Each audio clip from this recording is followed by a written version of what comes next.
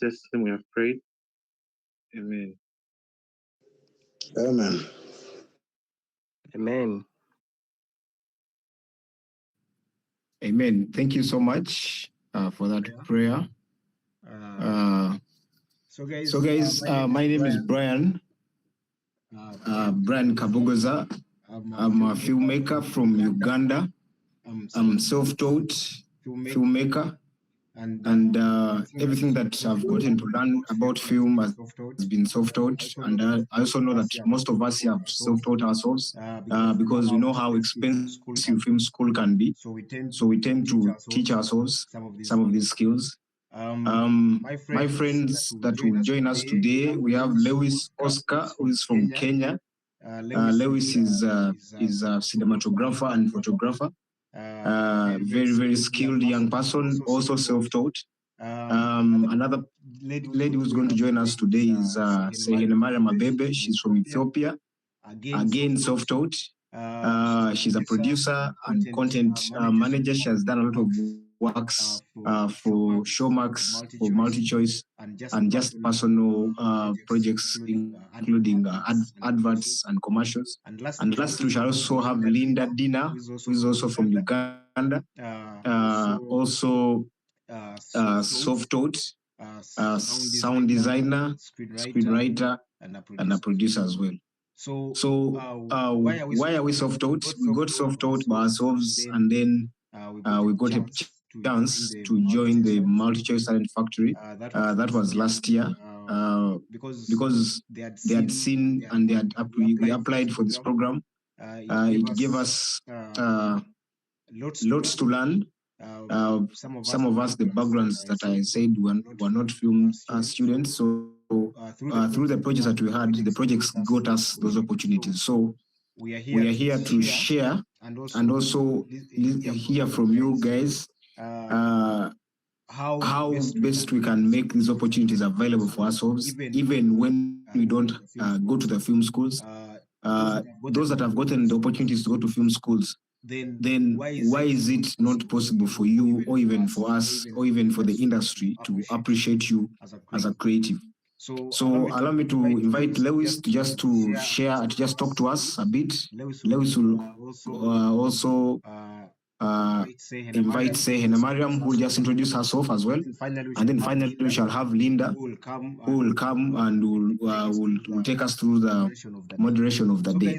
So guys, this is not a master class. So if you have anything to share, if you have anything to add on, if you have anything to tell us, there is someone, I think like 2 people today who told us they wanted to share something. That was Gift and Magode. So they said that they wanted to share something about documentary filmmaking. So we invite you, when the time comes, please talk about it. Today's topic is basically going to be talking about introduction to screenwriting, introduction to storytelling, like as a beginner. How do you approach story? What is a story? Why are some stories crossing borders than others are not crossing borders? How do we best tell our stories in the African way, and can move from Uganda to Kenya, from Kenya to Ethiopia, to South Africa, to Egypt, to Nigeria? So those are the things that we are going to talk about.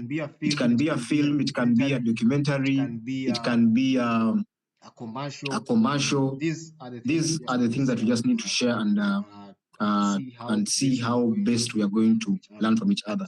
So Lewis, I invite you to introduce yourself. Thereafter, Sehen will introduce herself, and then we shall have Linda to take us through the session. Thank you, guys.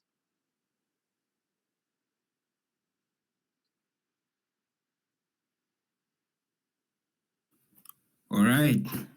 I hope everyone can hear me. Am I audible? All right. Thank you.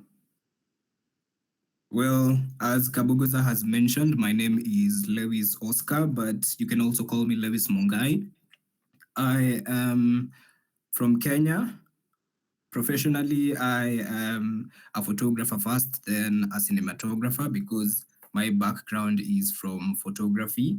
That is where I developed the passion for cinematography and more visual storytelling from. Yeah. So I believe the essence as Kabogoza has shared, or rather as we've seen from the posters, it's the next big indie filmmaker called Be Us. And this is coming from a point of having seen our predecessors, that is the people some of us look up to and want to create a better future for ourselves in terms of filmmaking as a career or as an industry. Seeing independent filmmakers are the people now getting accolades and now getting Oscar awards, right? And the need came to us because we are young, we are fresh, and we want to break. We come from a point of wanting to break into the industry, an industry that is full of, I don't want to call them old, but full of people who are not willing to let go of their seats, people who are not willing to people who are not willing to allow younger people to at least show themselves. And most of us are really trying to break into this industry. And I was doing some research and I was seeing the ways that we can break into the industry at the moment, to be honest, is either if you have the three main that were coming up is either you have money, that is you come from a rich background, or you come from a background that you can get sponsorships, or you can get people to support you and support your dreams and careers, knowing that filmmaking in the societal norm that people know is not really a career and is not really something that people would look up to in the society, right? And if you have money, that's one way to break in, but not all of us have money and not everyone is privileged or lucky to come from a well financial background, I'd say. Yeah? And the other thing, now the second thing would be to have talent. But even if you have talent, there are people with skills. There are people who wake up, eat what's it called, eat film, if you're doing camera, you wake up, all you want to do is understand. Even if you have talent and you don't put it into practice, skill will always beat talent. Yeah. So that's the second thing if you want to break into the industry. And then now the last thing that I saw, and the last thing that I'm even challenged by, for example, Kabogoza, because he is the one who's like showing us there's a possibility of doing that, is if you have an audience. Social media right now has given us a point to where we can interact. We've broken the barrier of needing distributors. We can go to our audiences direct and we can tell them this is the potential that we have, this is what we have done, and this is our vision, yada yada yada. Will you support us? Yeah. Giving an example with Kabogoza, he we made dinner for three. It was just a teaser, but if you follow Kabogoza and if you see how his journey has been since we made dinner for three, what he's gotten, the traction that it has brought for him, and where he is at the moment is because of an audience, not an audience brought by money. It's an audience. It's an audience brought by traction, by social media, because he allowed himself to be out there. And so now making this platform, or rather community, is for people who wanna speak out. Maybe you have, when we have conversations, we are like, independent filmmaking doesn't have to be expensive. The first thing I alluded to was money, but it doesn't have to be expensive. In our speaking and in our conversations, we share that we have, how is it called, resources. I am good with camera operations and lighting. Kabogoza is good with story and directing. Linda is great in sound and she's great in scripting as well. Sehene Mariam can produce for days. We have resources.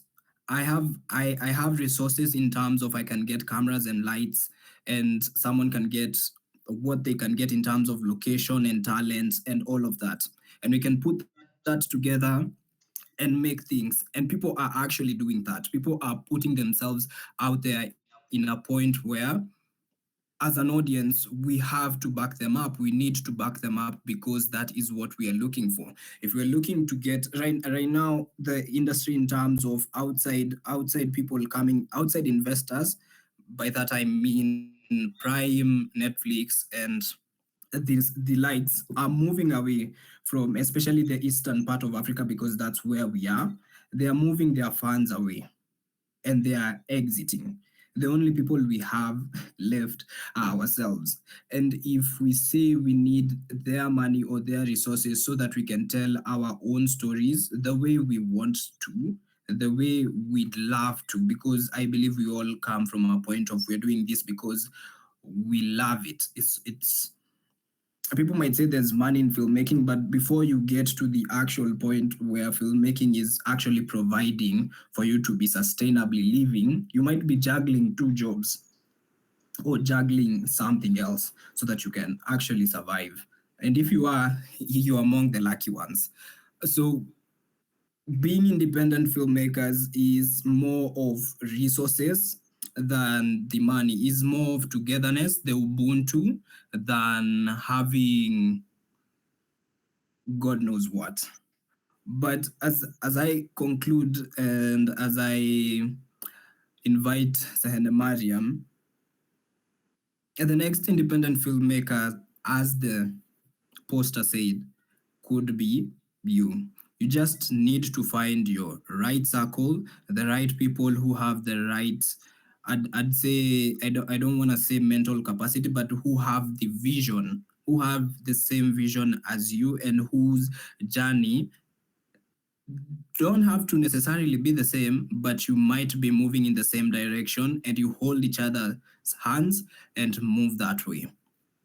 If we are all here from Instagram or what's it called, Twitter, there's these people called Camp something. They're from the United States and they're just young people who want to bridge the gap from Hollywood to independent filmmaking. They've gathered themselves as creators and they're making the next big thing. What if we use that as a case study and we use ourselves as case studies as well? We might be the next big thing here. In Kenya, we have the Kalashas, which are dying at the moment. From my point of view, the Kalashas are deteriorating. Who knows, the next big film reviewer or film, how are they called? Kabogoza, the filmats, the next filmat might come from someone who has an idea here. The next, actually today, from Kenya, the Kenya Film Commission, if I'm not wrong, put up a post. Oscar, the next Oscar, how are they called? The nominations. The next nominations would be your film. What is stopping us from making those films or doing what we love and putting it out there? Recently this year, I have watched a couple of independent films in the cinemas made by Kenyans for Kenyans, which were absolutely mind blowing. And I was like, if these were the things that seeing on, let's say, Showmax or I'm paying to see on Netflix, I would really continue subscribing to it because at, at the moment we are at the point where independent filmmakers are making amazing things, but they just don't have an audience. And we should be making noise about an audience for ourselves, for our films. Again, you might have a story and it might not be loved by everyone. Not every story is meant to be told, and not every story, again, is meant to be withheld. I'll leave you with that.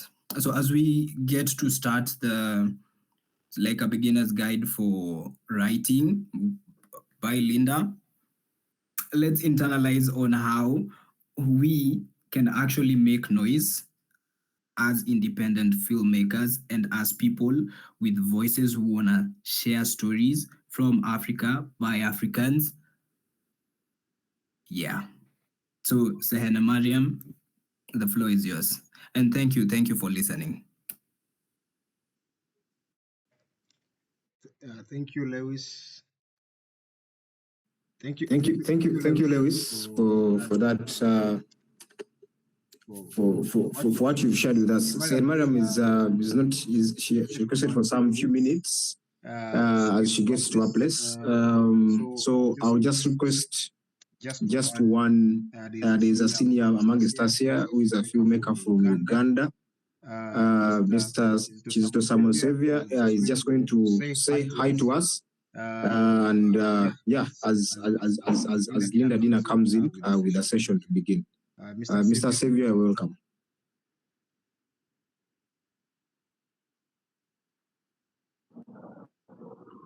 Okay.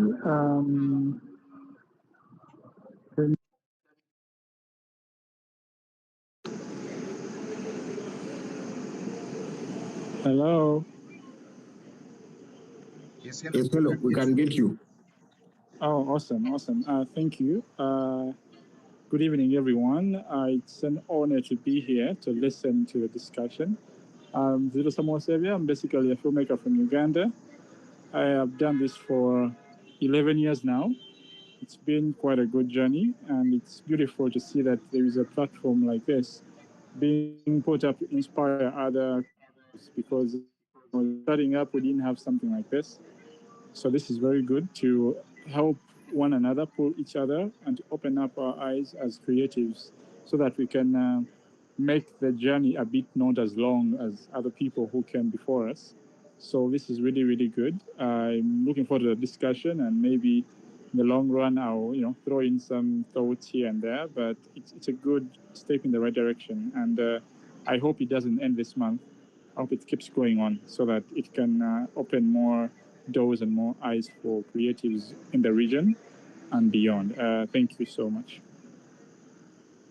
Thank you.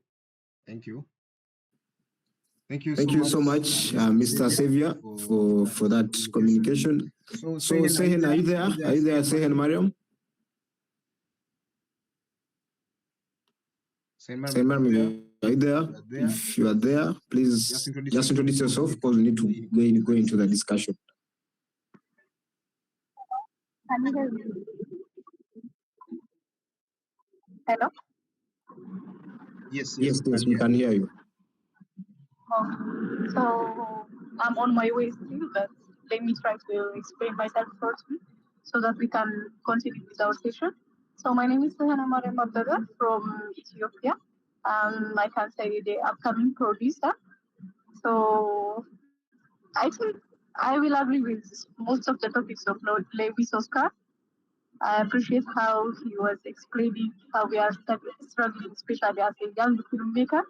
So we have to be self-taught at the same time. We have to be like for legendary filmmakers.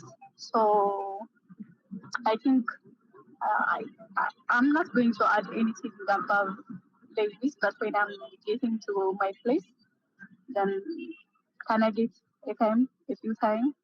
Yeah. Sure. Thank you. Linda Dina is not yet here, so we need to get into the session. So let me take it back to Lewis Oscar to start the discussion. But guys, please take note that in case of anything that you want to add on, please say it. Let's share ideas. Lewis will just present for only 30 minutes, and then the rest of the 1 hour and 30 minutes will be us to discuss and interact. So Lewis, over to you.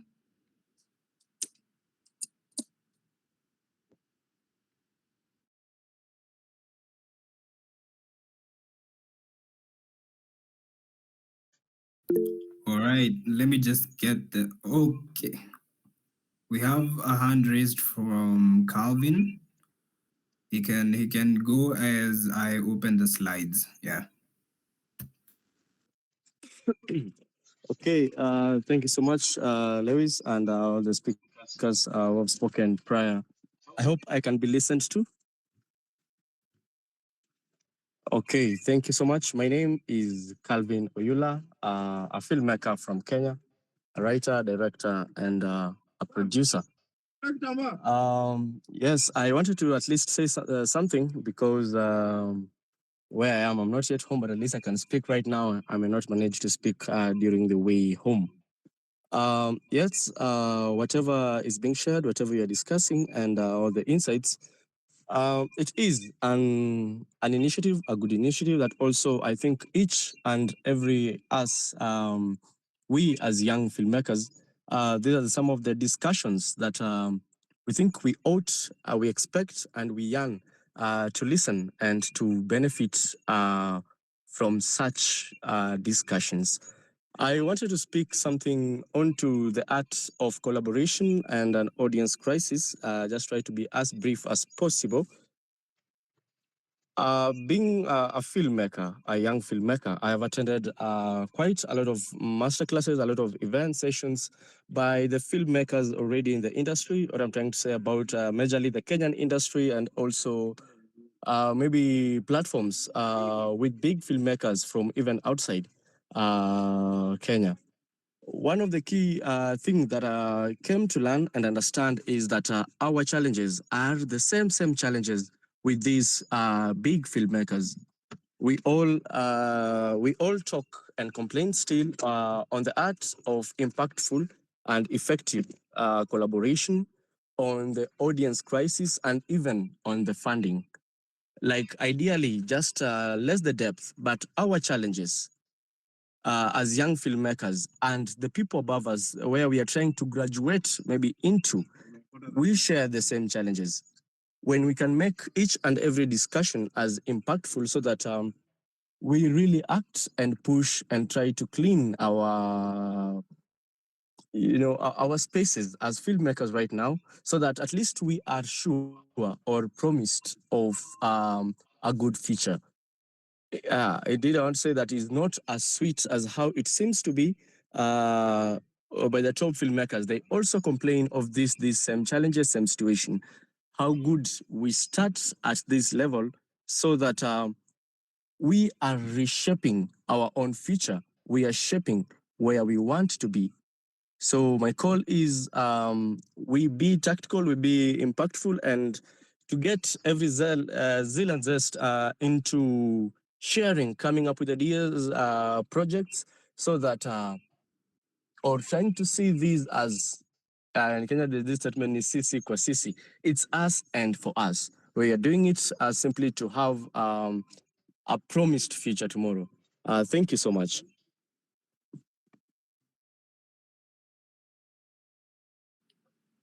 Thank you, Calvin. Thank you so much. Guys, this is what we are here for. Calvin, that's like Calvin has shared. Guys, if you have anything to share, the floor is always open. But for now, I think Linda is here. So let's give it up to her to take us through the session, and then we open up the discussion after that. Over to you, Linda. Hello, everybody. I am so sorry. I'm actually joining in as Agola. My machine failed completely. I'm in a rural area. I'm doing a production somewhere far from the city. I'm so sorry. I was hustling with the network, but thank God we are all here now. So, where do we start from? Do I get to introduce myself? Okay, my name is Linda Dina, like we've all been told. A young filmmaker, just as most of you here. I'm a scriptwriter. I am a scriptwriter, I'm a sound designer, I'm a sound recordist, I'm an editor as well. So I'm very excited to lead this first session that we're having together. I hope we have a bang. I hope we share as much as we can. And I hope we learn and get to learn. So let's dive right into it.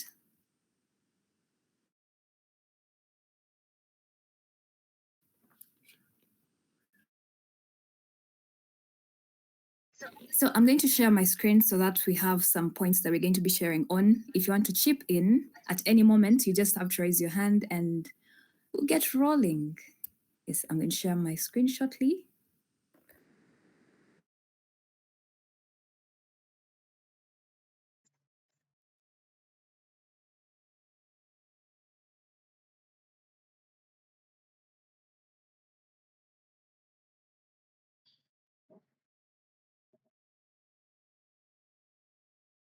But first off, since this is a conversation, before I even open the slides, today we are talking about storytelling. I just remember like when we just started campus. Oh, I actually did a Bachelor of Arts in Drama and Film from Macquarie University. So when we were in school, I think it was day one, they asked us, "What is story?" So according to the people who are here on the chat, what do you think story is? Like, I'd really want to hear from you guys because I think everybody has a perception and has a perspective of what they think story is. Is there anybody who wants to share what they think story is?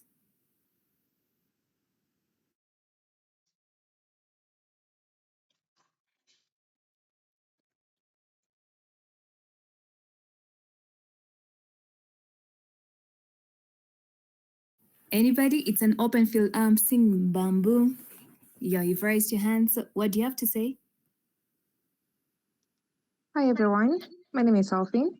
I think a story it's much more of a flow of a conversation. It can be a conversation, it can be a dialogue or a monologue, but has something to do with the flow of events.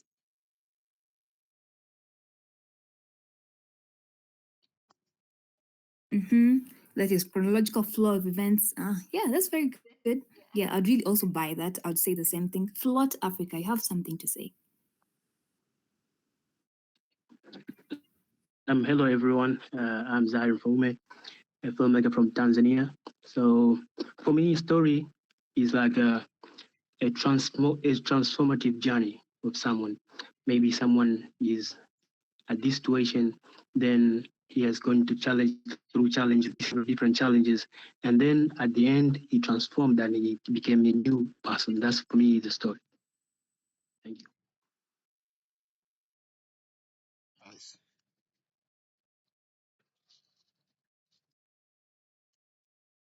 Okay, great to hear. Anybody else that wants to say something? I'm seeing Tobias. Tobias, yes, you want to say something.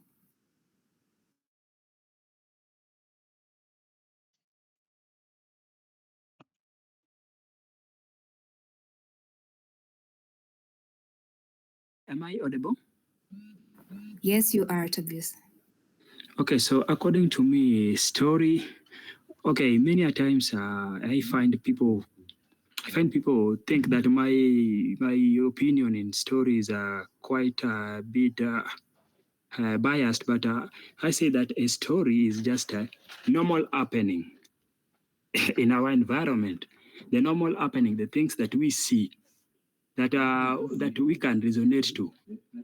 Those are the stories. But now I normally don't go with this notion that a story, like what we read in books, that a story should just follow a strict and a particular pattern, that it should have a introduction, it should have a beginning, climax, whatever. Because if we limit ourselves to those, we find that we try to fix a story in a certain structure that follows the white man's story, and we forget our own story. So with me, a story is just that thing that normally happens, that thing that you normally see that you want to talk about. If it is about GBV, how women are being beaten, there should not be a fact that there has to be an introduction, that I introduce this family, how what happened. No, if I want to tackle that, if I want to tell a story about that, I should tell a story of something that I've read, something that I've heard, something that I've seen the way it is, but not to follow a particular structure. Thank you.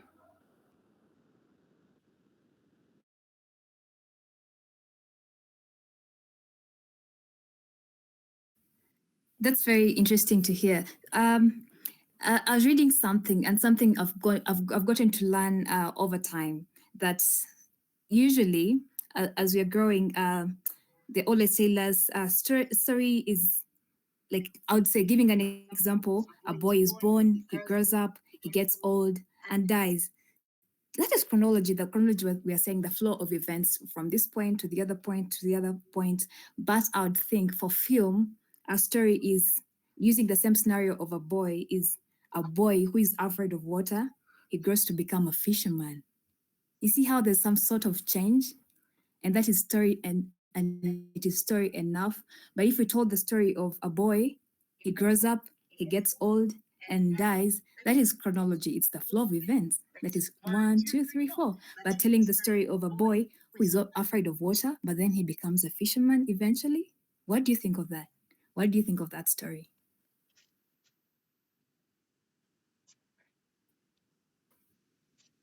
Calvin, you have your hand raised up. I don't know if you want to say something.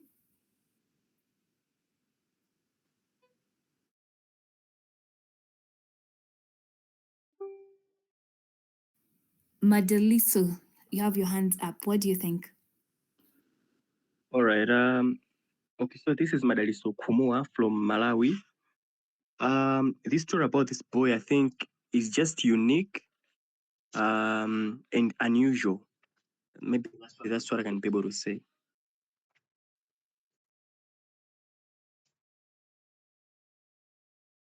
You're saying the story of the boy growing. Thank you, Lewis. Had issues with that. So maybe you can go on to the next slide.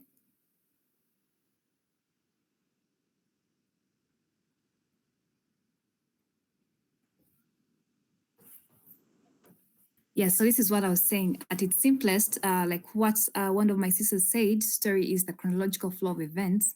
But in film, chronology is boring unless there is change. So it's a matter of cause and effect. If something happens, then what becomes of that something? So there's some sort of cause and effect. If there's no cause, why would there be effect? So if we're going to tell the story, let's get a cause and then an effect that is going to be born out of that cause. And the example that I've given is the boy is born, he grows up, he gets old and dies. So that is chronology. But the boy, the story I told, who is afraid of water and grows up to become a fisherman, so that is a story. Lewis, to the next one, please.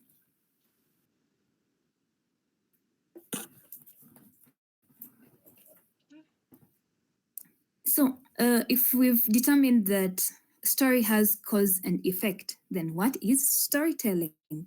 If we determine that the story is clay, then in my thinking, how you mold that clay for it to be felt by the audience is storytelling. Because we can be given the same scenario. I'm seeing a number of directors here. They could tell a story of love. So how we tell the story of love is storytelling, because each one of us has a different choice of tone. We have a different choice of style, of structure, of genre, of pacing, and all that is storytelling. So it all goes back to our inner selves, our styles of storytelling, because we have the clay, which is the story, and how we get to tell that story is storytelling. That is totally according to me. So I was giving an example. A story, while having the same skeleton, would be told differently by different storytellers. That's why sometimes they say, there's nothing under the sun that is new. What you're going to do, somebody has done it. But we are different people. There's no way we're going to perceive story the same way or even tell it the same way. Is there somebody who agrees with me there?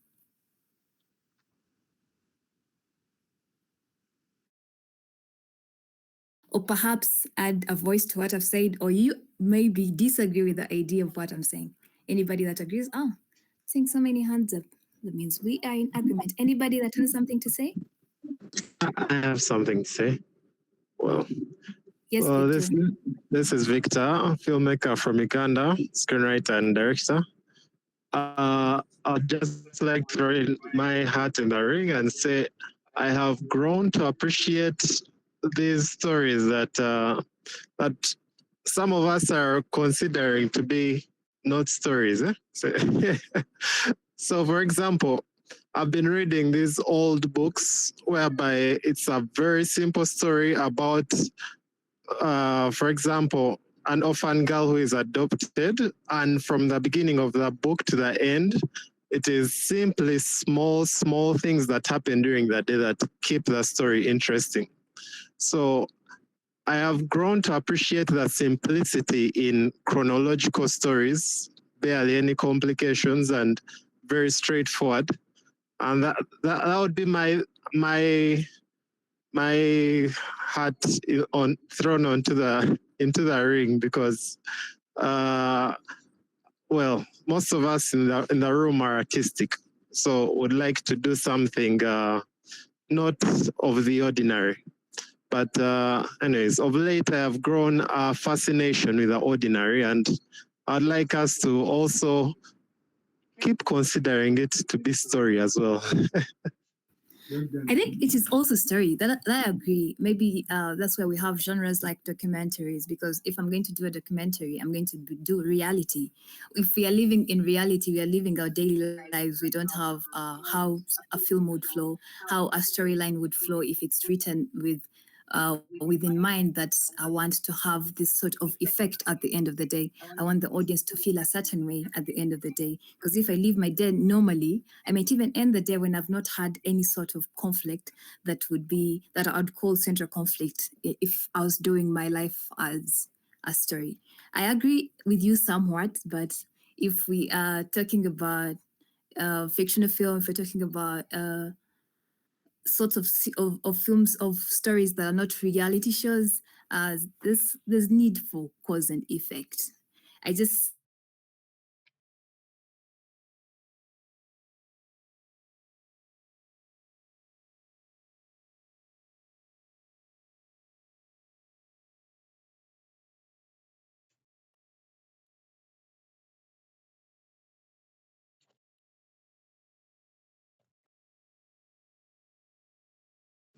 Hello.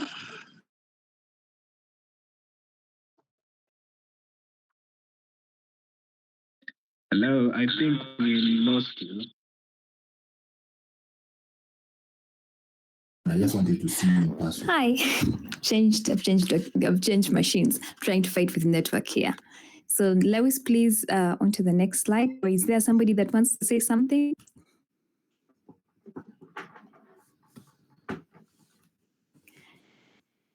Yes, so this is what my brother Victor had said. We can write anything, but we can't write everything. So we tell stories that are alive, stories that are ours, and stories that need to be told right now. Yes, Brian, you want to say something? Yes, Yes, I just want to add on what you've shared and what other members have shared. For me, the technique that I use for storytelling, I make sure that the story is simple. Make sure that it is human, like any person can relate to it, and also make sure the story is there are three things: simple, simple, human, and relatable. That's what I try to make sure that I do. So in situations whereby even if it's a fictional story, can an audience really put themselves into this jeopardize maybe of the protagonist? Can they relate to this person? Even if he's a superhero, can they relate to Spider-Man? Can they relate to any of those guys? So that's the technique that I normally try to use for storytelling. Thank you. Thank you, Brian. Thank you. Thank you, really. Thank you, everybody who is still coming on board. Please, all ideas are welcome on board. This is our time to learn, our time to unlearn, and our time to relearn. So I have a few questions. So if we are telling that story, do we as writers, for people that want to be writers, for people that are already writers here, do we ask ourselves, why do we want to tell that particular story? Why that story? And why am I the right person to tell it? And why do I need to tell it now? Why does it matter if I don't tell it? Does anybody get to ask themselves these questions? Anybody around here?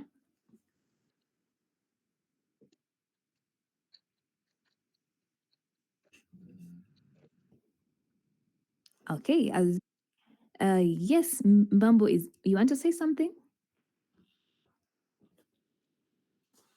No, I was literally trying to respond to what you asked. If we do ask ourselves the question. Yeah. So maybe to explain them from my perspective, and then I would love to hear what you, my fellows, think of them. Lois, please, on to the next one.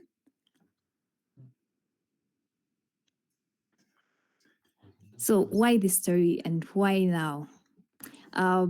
If I'm creating a story, I always ask myself, why this story?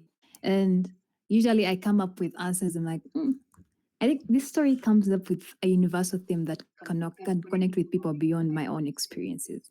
If I want to talk about addiction, I could have experienced it or watched people go through it. I'm like, does this talk to other people as well? If I make a story, if I write a story about this thing, will it be welcomed by other people? Will people feel for it? They're like, oh, I know a person that is going through this, or I am going through this. So I feel the character that is written in this story is like me. Also, I also get to understand that it speaks directly to issues or conversations or emotions that are urgent at the moment. A topic can come up in the news, and then you start scribbling something. You're like, I'm going to write a script about this. You're like, oh, yeah, it's actually a story that will work. Either it's political, either economical, either social, but the story that you have to tell, that you want to tell, maybe somebody who is out there and wants to write, that story could speak directly to issues, conversations, or emotions that are urgent right now. And yes, it's time to tell it.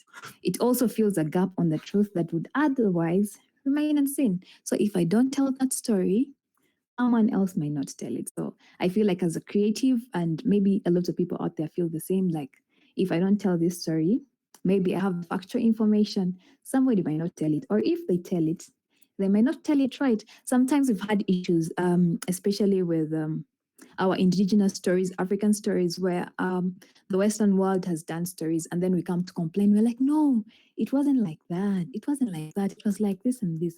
So if we have the information, so why don't we tell that story? Why do we have to wait for people to tell it wrongly and then we just go and judge them? Because remember, art is from perspective for them. That's what they saw. That's what they think. That's what they believe. So if you also tell the story, you also have your information that you could spread to all the people and be like, oh, this is actually how it went. So do you ever get those what ifs that won't leave you alone until you explore it? You're like, what if an egg started talking? Does anybody here get those what ifs? Like they could be crazy sometimes, like really crazy. You're like, how could I even think of that? Does anybody here get the what ifs? Or is there anybody that want to add something on why that story and why do you want to tell it now?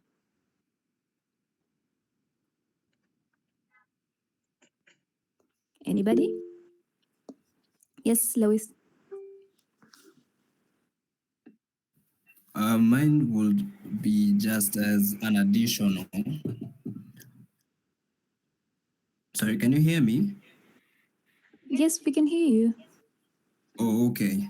So when you've asked the what if question and relating to what you said with stories, from my school of thought or my point of view is that stories are ideas, and ideas come from a universe of thought. And from what I've come to observe or what I've come to learn is that it's like there's a big bowl of thoughts that and ideas that we can pick from and that we can not pick from. You might have an idea and choose not to execute it. You might have a story and choose not to tell it. 5 years later, the same thought, same idea, same story that you had will have been made by someone else, maybe across the other side of your of the universe or the continent, yeah? Maybe has been executed poorly or even better than you would have thought. Even in fiction, the thought of what Kabogoza, trying to challenge what Kabogoza has said in terms of fiction or whether people would relate it or whether people would not. For me, fiction is like the lie which we tell the truth.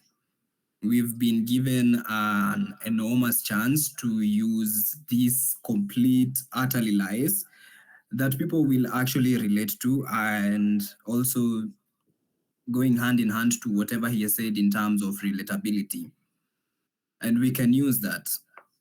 We have the short stories that were made from this side of East Africa by Netflix. I have forgotten the name. No one says they're accurate and no one says they're inaccurate. But in reality, we probably know that's not how they happened, or we probably do not know that's how they did not happen. So it's definitely up to us, the what ifs that we ask and the why now and why not now are the more important questions that will be like, anyway, why am I holding myself back? Yeah. So personally, I do get the what ifs and I do get the ideas, but now I believe the bubble comes into execution. And in terms of execution, by execution for me is script writing, because I do not come from a background of script writing. So I might have juggle something down and then share it with someone like you who can expound on it. I definitely have done that before, because I'm not good in like script writing, but in terms of conceptualization or ideation, I am blessed in that part. And if I don't think of that, I might have an idea, and then God decides, you know what, you're not using this idea. Let me give it to Kabogoza, who makes a blockbuster movie out of it and rakes in his money. And I'm like, oh my God, I also had the same idea. I also had the same story. That's the same thing where, sorry to say, white people come in and do African stories in their, as you've said, their own point of view. And we're like, anyway, why are we not doing this? And someone, yeah, there's a creative who had the same idea, but never put it into like the process of bringing it out. Yeah, that's all I had.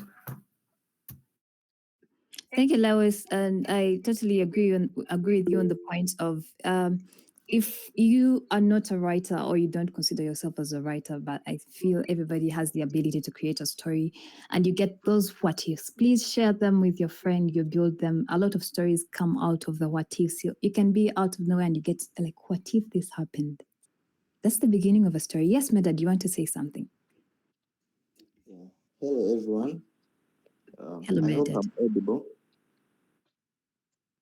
Okay, so on the issue of why this story, why now, I would like to share my perspective that from my observations of watching so many movies of different genres, is that all stories are created equal.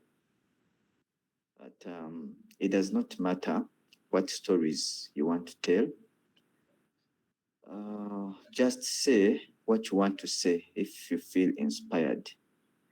I think what is more important than even the story you want to say is the skill with which you tell it. I say this because you can watch different movies of different genres. One could be a serious film with maybe a social message. Another one could be maybe a fantastical film about, I don't know, adventures from the medieval times, totally unrelatable stuff. Another one could be a documentary, a very good documentary. Another genre could be just a very silly movie, very silly. Maybe it's an absurdist movie whereby nothing seems to make sense, but it's just well made. And the only thing that could bring all these movies together is that they're all told very well. And by that regard, they are all equal because they hit just the same, even though they are different, but because they are all skillfully told, they are all equal in my perspective. Thank you. Thank you, Madad, for your submission. Yes, it's taken in. Anybody else? Or Lewis, to the next slide, please. Yes, Victor. Victor, you want to say something? Yeah, there was also something on my mind as I was listening to the statements being given.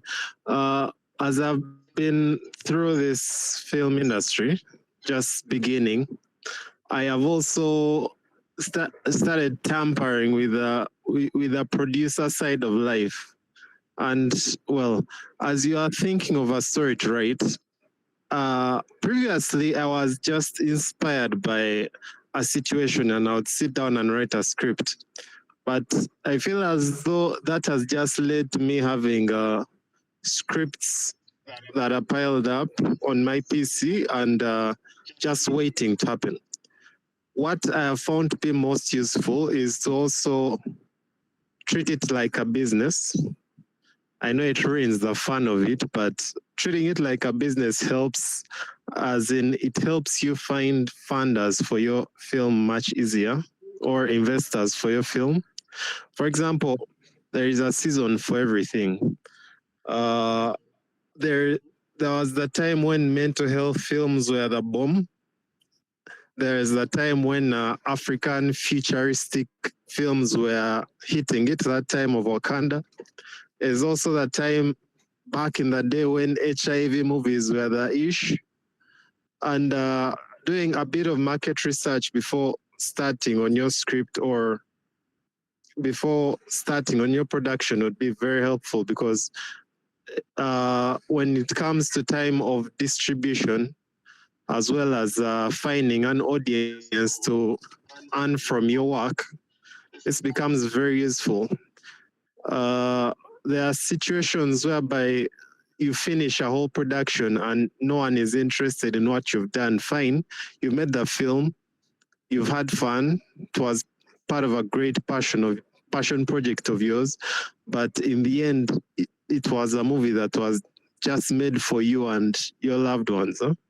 So in other words, what I'm trying to say is, as we are looking for things to inspire us for writing our scripts as well, studying the markets should also be one of the bigger factors that we should put into consideration as young filmmakers. Right now, I don't know how it is in other areas, but speaking Uganda-wise, our biggest buyer of film is DSTV or MultiChoice. And what they are looking for these days are rom-com or drama, and pretty much featuring rich families in more fancy African setting. So that would be something that a writer who's interested in that would now start targeting, in comparison to waking up and starting on maybe a sci-fi and you don't know where to put it at the end. You'd have to do your research in order to know where to do it, in order to know where you're going to put it in the end of all this. So that was my small take.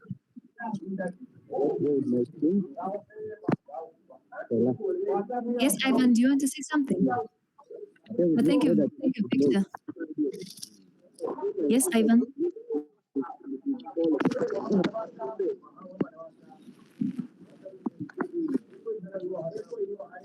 Ivan, there's quite background noise from your side. Maybe if you could go to a quiet place.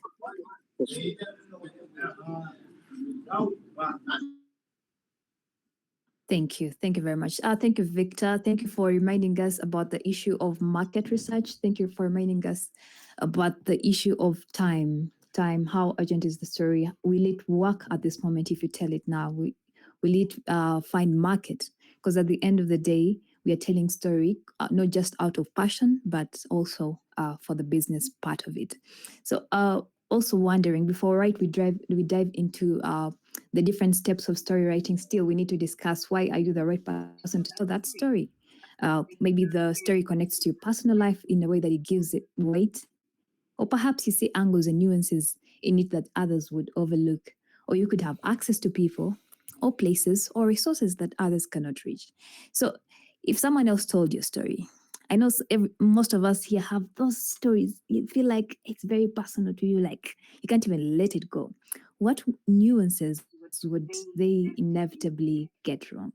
Of course, they are there, but that's something that we can think about, unless somebody wants to talk about it. Lewis, on to the next one.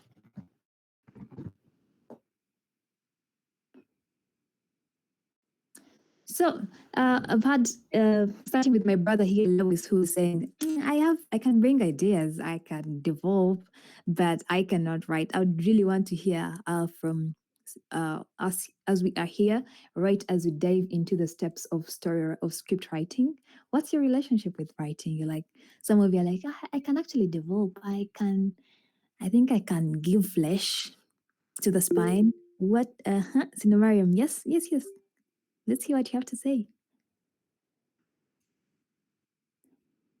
A baby? Yes, yes. Can you hear me now? Yes, I can hear you. We can hear you. Oh, okay, nice.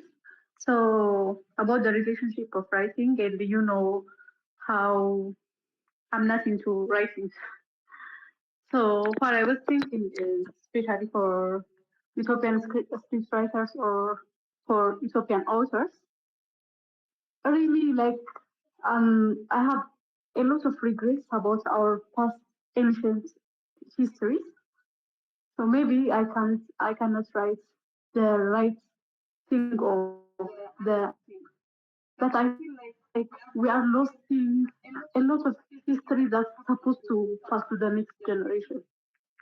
So maybe can we say if we have regret or if we have a hope to tell the story of the past history to the next generation? That's that's the only relationship that we have about the storytelling.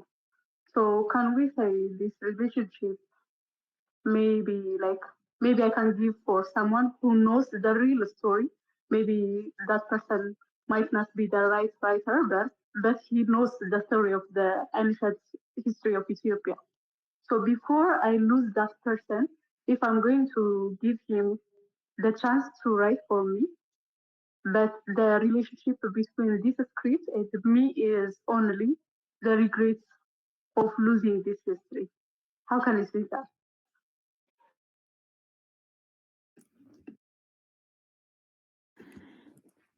Yeah, thank you, Bebe, for sharing.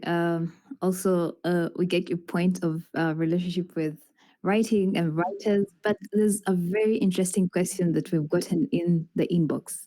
It's from Samuel Savior. He's asking, what does the idea of tell stories that you love, stories that are personal to you, where does that leave hired screenwriters who join writers' rooms when they have no personal connection to the story, besides building elements based on research and not shared by the producer? Or this is a form from the perspective of someone writing their own story and script that they are passionate about. We have a question right there, writers, where are you? So what happens when you join a writer's room, you don't care about the story as much? You're just there to write. You're just there to do what you've been asked to do. What do you do? Personally, as maybe someone else comes in, personally, what I do, there's always humanity in any form of a story. Usually, if I'm writing something not really connected to, I usually first fall in love with one character. They're explaining to me there's this character, there's that character, there's that character. There's is usually one character who is I feel is human enough or I can relate to. So I start relating with characters first. And through relating with characters, I'd want to follow that certain character, see where they are going, where this story is going to lead them. And through that, I usually find myself falling in love with the story, getting to love the story. Because art is art. At the end of the day, if I'm following somebody's story, I'm going to see how they are relating with the other character, with the protagonist, with the antagonist, with a foil character, with any sort of character.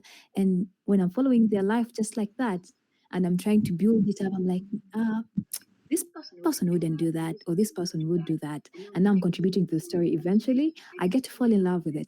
So, from the writers that we are having here, what do you usually do when you hide into writers' rooms? You don't feel quite so much about the story, but what do you do? I'm going to start throwing people under the bus. I'm saying like Ellie, you do right. What do you do in such a scenario?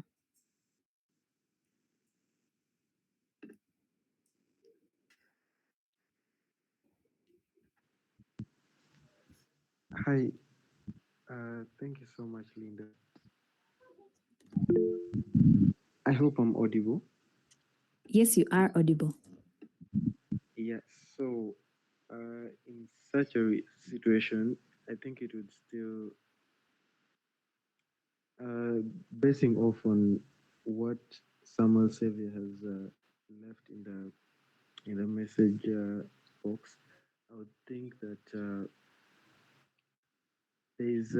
for me, there's a difference between connecting with the story personally and connecting with the characters in the story.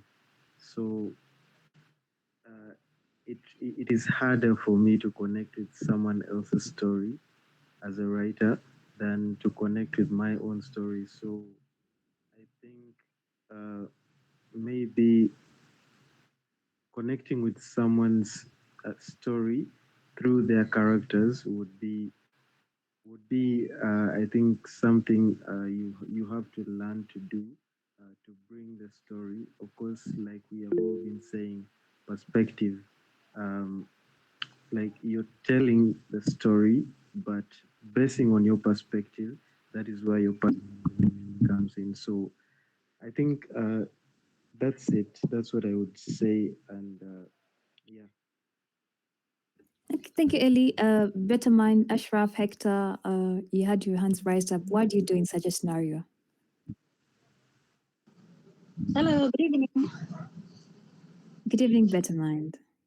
My name is Elizabeth. I'm a creative writer. And for me, in such a scenario, I think research is always key for me, like to understand why is this character formulated that way. And I always find something interesting that I can at least start with to be able to make the project more personal. It's not that personal in the beginning. So yeah, I would say for me, research, like looking for more information on these characters that have been given to this particular person. Yeah, that's it. Thank you, Elizabeth. Thank you, Elizabeth. Ashraf, you wanted to say something? Can you? Maybe audible enough, but we can hear you. Okay. Can you hear me now? Yes, we can hear you. Yes, I hope I'm loud and clear this time around. So, my issue is most of the times when it comes to writing, and then you're writing a story, and then you feel like the story has not yet ended, but then you've hit a dead end. I don't know whether it's something that's to do with creativity, but sometimes we have stories and you would want to actually write about something and then you bring it to life, but you hit a dead end. What I mean is, you write something after writing the whole script and then you start seeing it like something that has been exhibited in the old days over and over and over again, and then you don't want to bring something that's so obvious to the scene again. So I've found myself in such situations several times. For instance, at one time I was writing about a story where we have, I was talking about university campus life, and then there was this girl who joined campus, but now my message was to show life, to show the inner life, the kind of life that the rest do not see, because most of the people only see us leaving our homes, and then they see us sometimes 3 years later or 4 years later coming back to the tent as graduates, but most of them don't actually know what happened this side. So that's what I was trying to write about. And then I reached this point whereby I saw myself writing each and everything the way it was, but it was still not compelling enough to me, myself. But some of my friends that read through the story were like, yeah, this is a very good story. How do you guys deal with that most of the times? How do you do it?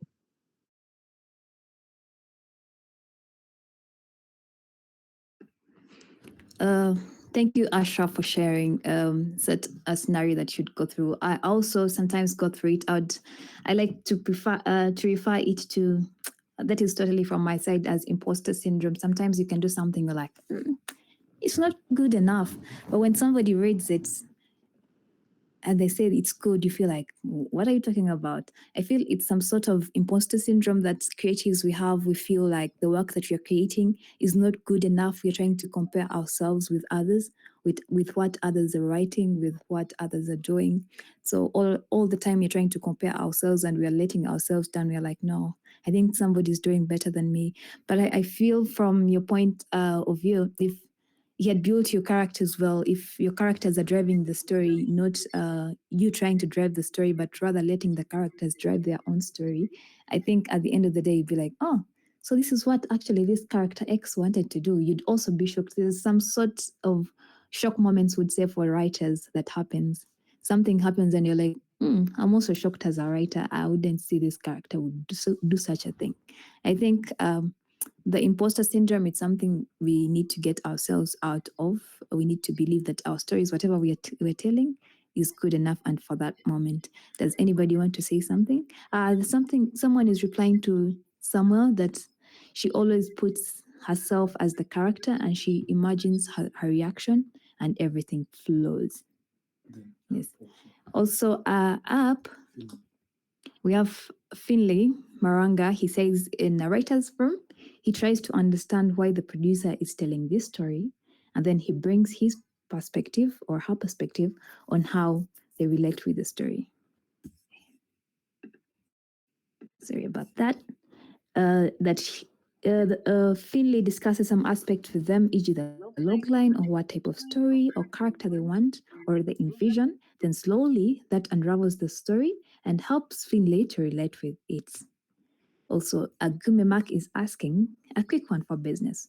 Would a writer rather come up with a story they love or the story that resonates with the target audience, basing on market demands? Maybe this is to Victor from what he had said earlier about the market demands. Victor, maybe when you're in the right space, you can answer to that. But as we think through Mark's question, did anybody want to add something on before we move on? Either to Mark's question or Samuel's question as well. Tobias, you wanted to say something. Okay, thank you so much. What I want to say is that I want to support what Ashiri Fahek has said, that it is creativity. You know, when it comes to writing, I know there's some other people who normally go to school and are being taught to write. But now when it comes to writing, it is creativity. And most of the time I say that writing is a talent.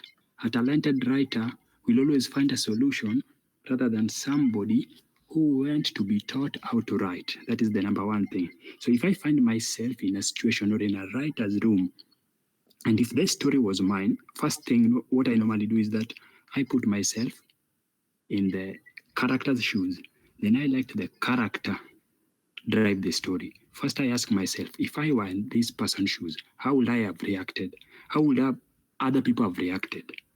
If I was in this person's mom, so like, even if she's a mom who is a character, how do women react to such a scenario when they are told that maybe their sons are drug addict? And first, I'll also take in control of the audience.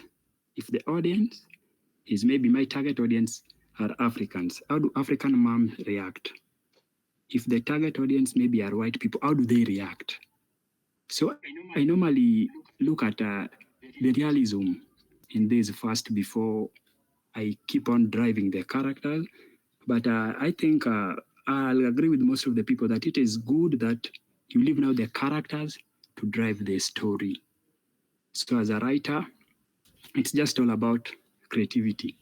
And just in a nutshell is that writing, it's kind of a calling. So if you are a born writer, you are a writer. If you go to school to learn to write, be ready to face a lot of challenges because writing is inborn. Thank you.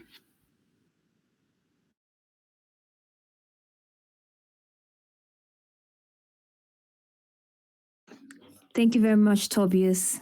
Thank you for that. As we go ahead, remember Mark's question, what he said. for business, would you rather write a story that you love or a story that resonates with the target audience? So let's remember that and keep in mind, and we'll surely get back to it. Let's please on to the next one, remembering that we only have about 40 minutes here. Now we are diving into steps in script writing. Let's dive into it. Let's go, Lewis, the next one. So first off, Finley said something about the logline, that if he's in a writer's room and he's trying to understand the story, he's going to discuss with the producer and they try to see what works and what doesn't work. So let's ask ourselves, what is a logline? From what I had written here, I'd prepared, a logline is 25 to 50 word description of a film with intention to hook the audience and entice them to learn more. It includes the following: the protagonist, who is the main character. We have the inciting incident, that is the event that sets the story in motion. A character could have been in a familiar world, but then something happens, that is the inciting incident that sets the story in motion. And then also in the log line, we have the goal. This is what the protagonist wants to achieve.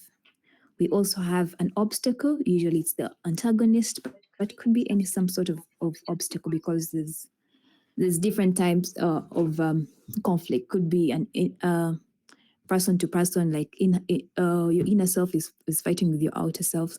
So this obstacle is the force that is standing in the way of the protagonist. And also we have the stakes. These are the consequences of failure, highlighting the urgency. The next slide, please, Lewis, so that we have this example. So I set this an example. So we have this sample of a log line. To save his kingdom plagued with black water addiction, Benja, the crown prince, pits himself against Gonza, the vindictive royal cupbearer, igniting a battle that could save or break the kingdom's soul. So let's try to unpack the different parts of this logline. Anybody that can try to unpack this, we know what is the obstacle, what is the stake, who is the protagonist, who is the antagonist, what is the conflict. Anybody that is willing?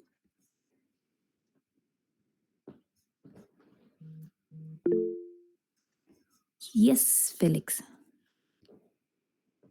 So good afternoon, everyone. Hope you can hear me clearly. So I'll start with the protagonist is Benja. What was the other?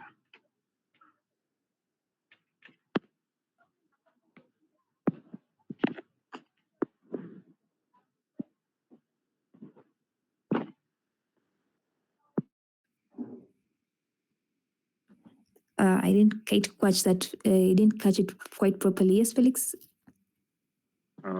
I was saying I'm trying to note them down so that I can read them. Oh, okay. So you want us to go back to the last slide? Yes.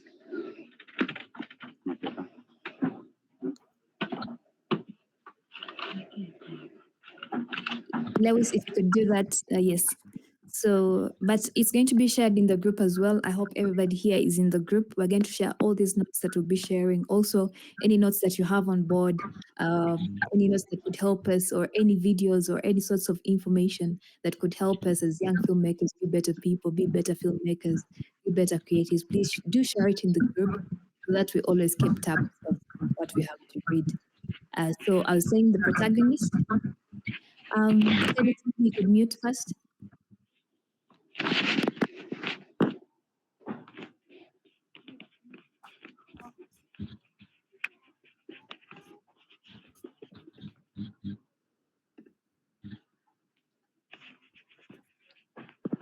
Yes, but there was somebody else who had raised their hand. I can't seem quite to remember who that was.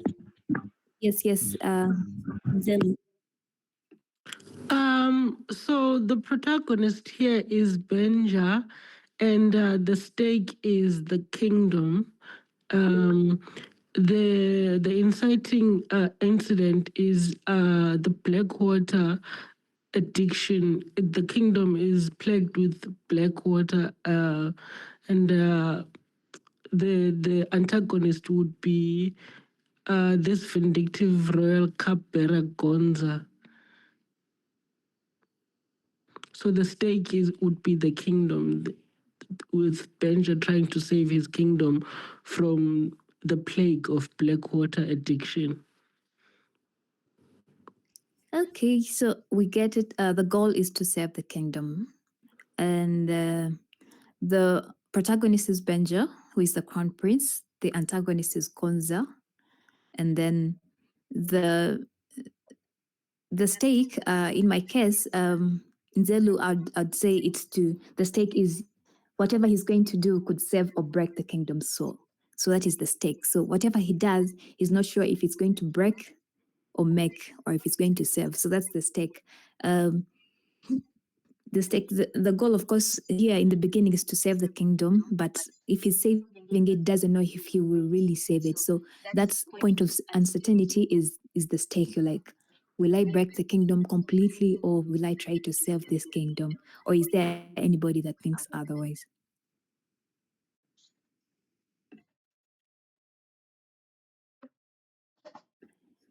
I hear you and I understand, but from my understanding, I believe the stake is what is at stake, like what is in danger, what would be lost or destroyed or something along those lines. So hence I said the stake is the kingdom, because the kingdom is plagued with Blackwater addiction, and should Benja fail to save it, then should Benja make the wrong choices, then it will break the kingdom's soul.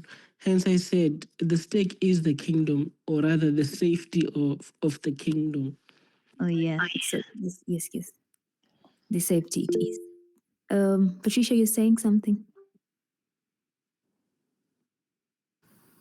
Yes, thank you, everyone. I was trying to settle, being up and down, and finally, and here we are on the log line. I'll also go with breaking the kingdom, because the stake is about consequence, and then broken kingdom, I think that would fall under stakes, which is either failure, and yeah, basically that's it. As a protagonist is Benja, inciting incident, which is plagued with Blackwater addiction. Antagonist, Gonza, that would be Gonza, and the goal would be saving his kingdom, how it starts to save his kingdom. So the stake, I'll go with the kingdom being broken, as it's a consequence of failure. Thank you. Thank you very much, Patricia, and thank you very much, Nzelo, for all your contributions. Let's remember that every time they tell us to do elevator pitches, the moment you could be an indie filmmaker, but you want to get some sort of funding and ask you for an elevator pitch. This is exactly what you need to have in mind. This is what if you have a story, you need to have this log line, like even if they woke you up from sleep, you'd literally say it, you'd be able to say it. So make sure it has the goal, the protagonist, the antagonist, the stakes, and also the conflict. Yes, Adrian, you want to say something? My question, it just goes out to the participants. Is there someone at the beginning level, like who is really confused of what we are discussing? Please be open and tell us, such that we don't leave you behind. If there's someone who is not so sure of what is being talked about, things like logline, there are new words to you, please don't be silent. Just be open, and then we can be able to share. Thank you.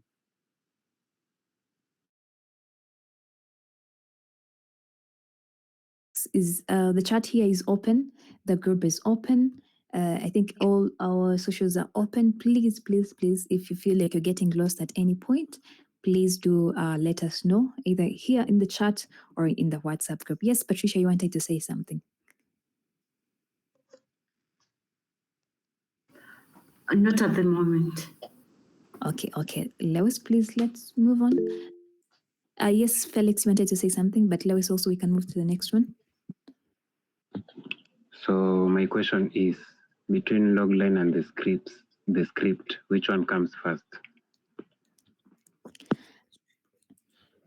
So what we were doing before of trying to understand what is story, what is storytelling was to make us get the idea. If I have an idea, so what in script writing, what comes first is the idea, because there's no script without an idea. It's the concept. You'd say it's the concept. The concept could be something you're like, I want to tell a story about a man in a house. He's alone in the house. That's an idea. That's a concept, but it's not yet built. So right after the concept or the idea that you have is you do a log line. The log line is the next one. Script is after, like, because we have about like 5 other steps before we reach script writing. So usually it's after you've gotten the idea, you try now to do the sketch. You try to do the spine of the story. So the log line gives you the spine of the story, like the through line of what is actually inside the story that you want to tell. You see, it's not as detailed as a script would be, but it covers entirety of what the story will be about, of what the script will be about.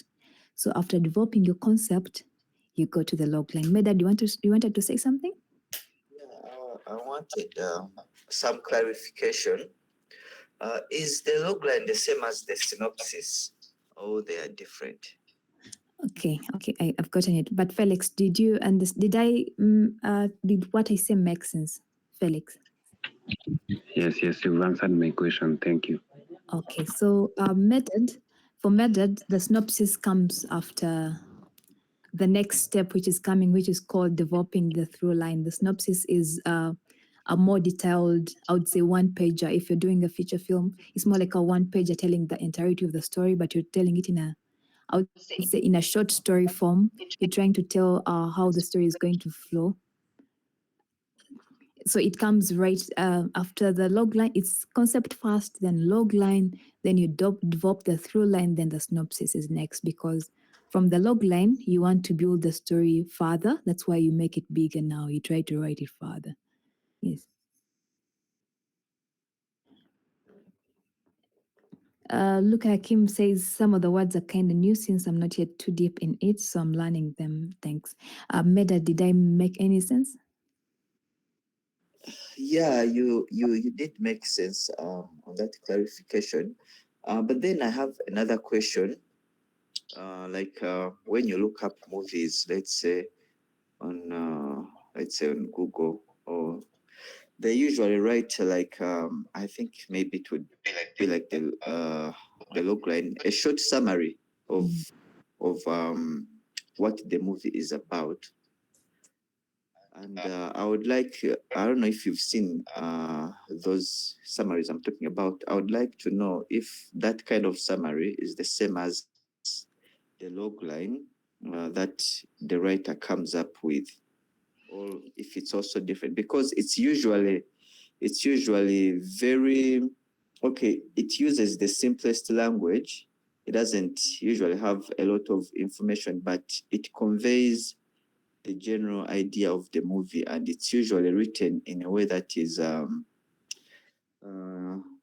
it's like enticing. It hooks in a way that hooks you to find more about the film, and it's not very wordy.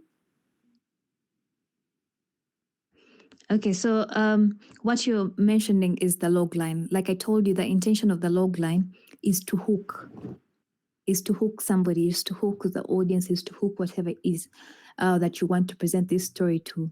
So at the moment you read the log line, usually you're like, I'm actually going to give this film a watch, or I don't think this film is good, is my type of genre that I'd want to watch. That's the intention of the log line. It's a short summary of what the film is going to be about, something that you're going to watch. So it's there also, people are telling you in the comments, please also go through the chat as well. There's responses to you, Felix, as well. So please do read what people have written in the chats as well. But what you usually read on those films before they play, that's the log line. Yes, Ashraf, you want to say something? Yeah, well, I just wanted to ask you a question. I hope I'm being heard. Am I being heard? Yes, you are being heard. All right. I just wanted to ask you a question because I've always seen movies that actually of a kind of action genre, and then it can go for almost past half of it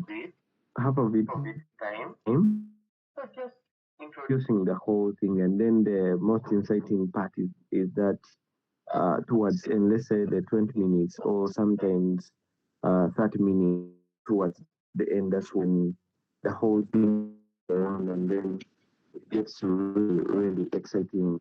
For example, Avengers, the way it was made.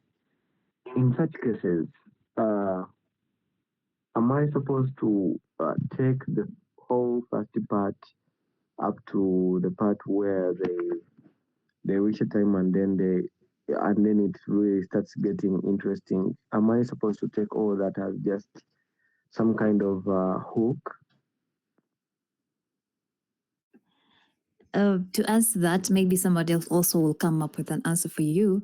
But you see, different directors, different producers have different ways of telling stories. Some of these things are what are creative decisions, but also something that we're going to come on later on. It's the 3-act structure of by like minute 1 to minute 10, or even minute 10 is long. We should have already seen your inciting instant, because if you've not captured the audience like in the first, I would say, longest 10 minutes, it's easy to lose a lot of people along the way. Maybe Ashraf, you can hold on a little bit longer, because that is coming in of how we can structure our stories of what comes what after the other. Yes, Aguela Simon.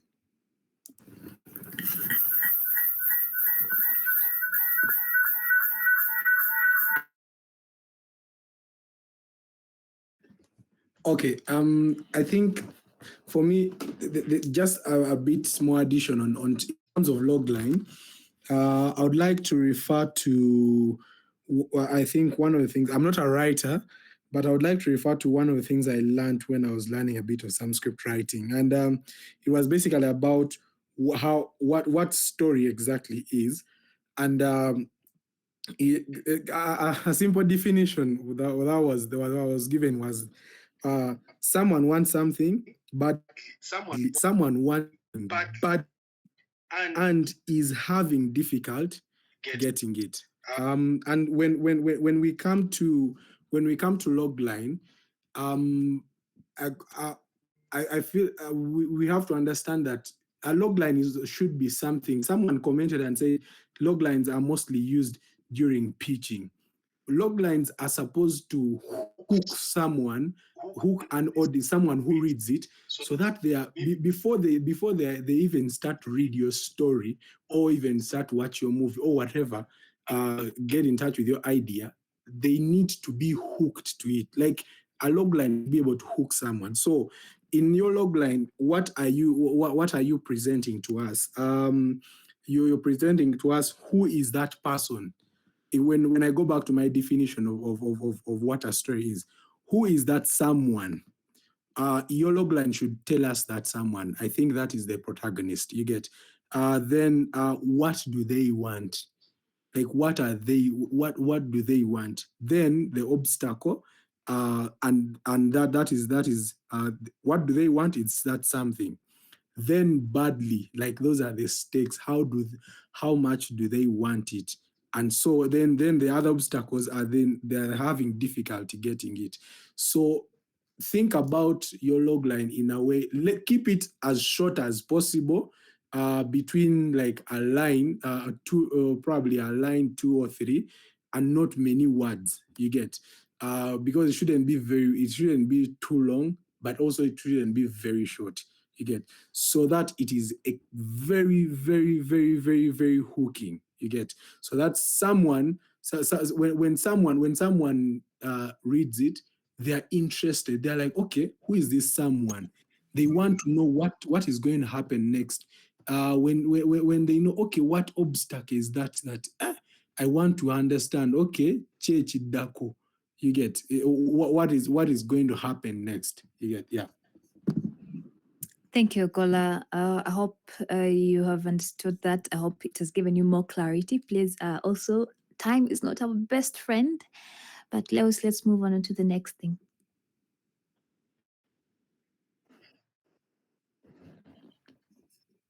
Lewis. Yes, Brian, before we continue to the through line. All right. All right. Thank you so much, Linda, and everyone who's participating. Guys, this is really insightful because the notes that I'm taking, I didn't see myself writing all this much. So, guys, we are requesting that if we, okay, this is a suggestion. Can we add some extra 30 minutes only? Because we're supposed to be ending at 9. But now Linda still has something. She's actually not even halfway the discussion. So can you request that we can add like 30 minutes as she can finalize with everything? Is that fine? Thumbs up, guys. All right. Thank you, Linda. Okay, twende pamoja. So moving on, developing the through line. Now that we have our elevator pitch, the log line, we're trying to hook our audience. We're trying to see what we make of this story. We're trying to now develop the through line. So the through line is the overarching narrative thread, the theme that connects all elements of the story from beginning to end. Remember, we're now trying to build the story. We just have about 2 sentences. So out of these 2 sentences, we want to develop, I would say, a 60 minutes feature film, but now we want to go step by step. We've already identified. Also, somebody corrected us in the chat that something that you see on the Netflix shows or on Google, it's not a log line. It's called a, let me get the correct word before I bite my tongue. It's called A blab. blap. It's a blap.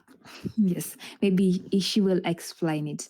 And also Samuel Xavier is recommending to us that we make log lines to be as short as 20 words and only stretch more in case it fails to fit. Yes, 20 words, 25. Yes. Thank you very much for reminding us also. The through line, we're trying to develop now our story. Let's to the next one.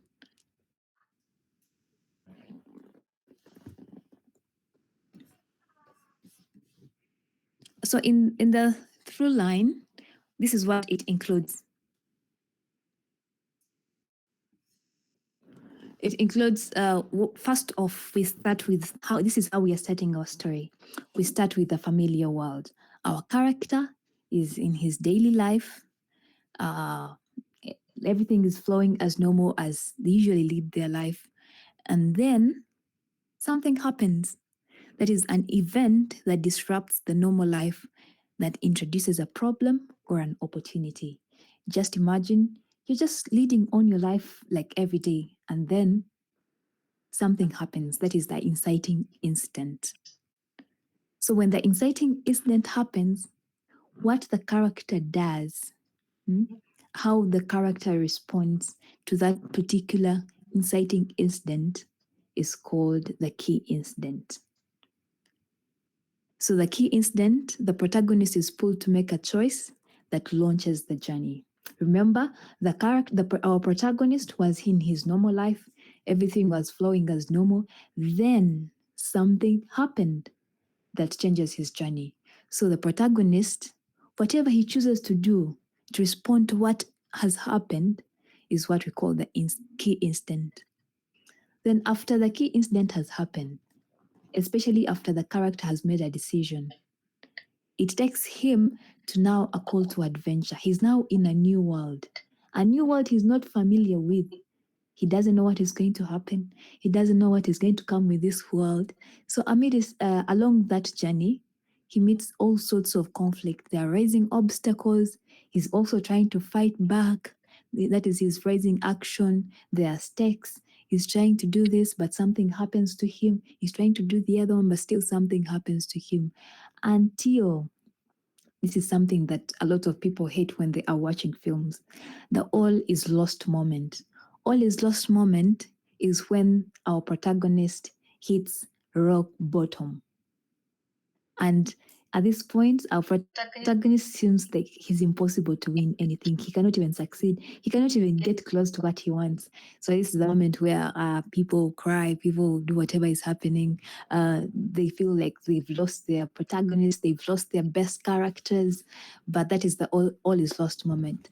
So what happens after the all is lost moment also takes either the story forward or the story ends there. So if the character chooses to move forward and either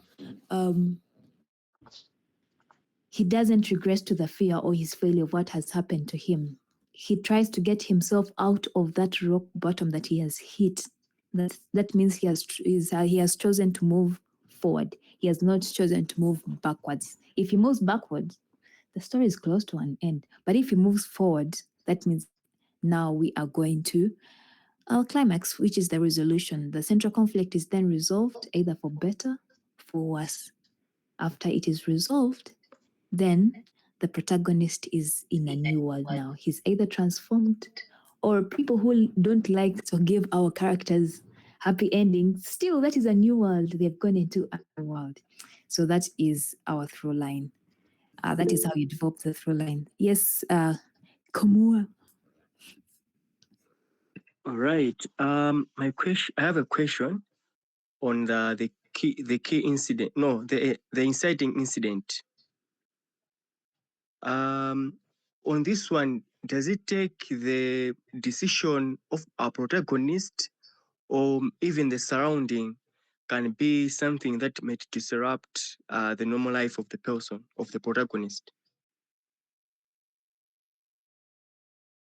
Yeah, thank you. Thank you for asking. It depends on, because also story has to be about somebody. So the inciting incident is usually about who is the main in this story. Usually the inciting incident happens to that person. But also there are sorts of ensembles. The ensembles, I would say, like Money Heist, where there are a lot of, I would say, there are different people who are taking on different who would say this is the main character, but also still in an ensemble, there's some sorts of a person that you'd call character. Still, there's an inciting incident that happens to this person. It happens usually to the person who is leading the story. Something happens to their world, something obstructs their world that makes them to change, and then it drives the story forward. Does that make sense, or is there a person that wants to add to that point? Yes, Lewis. In addition, or rather in simplification, I remember I fall back into the 5 W's and H. The who, what, when, what is it? Who, what, where, when, and why, and then how. All in summation of to whatever you said. I feel like that has always helped me in terms of even figuring out, even if I'm doing like a short ad or I'm doing scripting for something in terms of short, because I do short form content, and even in short form content we also have like story structure. Even if I don't want to follow probably the 3-act structure, I find myself going back to the 5 W's and H in terms of a guide in helping me find a problem and a solution and a resolution in terms of storytelling. Yeah.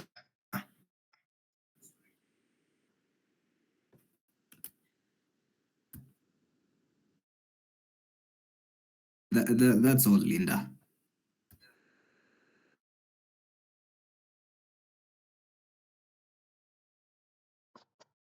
We've all tried to understand what the through line is. Now that the person who was asking what are the stages of script writing, yeah, now we've done the concept, we've finished the log line. Now we're trying to develop the through line, which will lead us to our synopsis. Please, Lewis, on to the next one.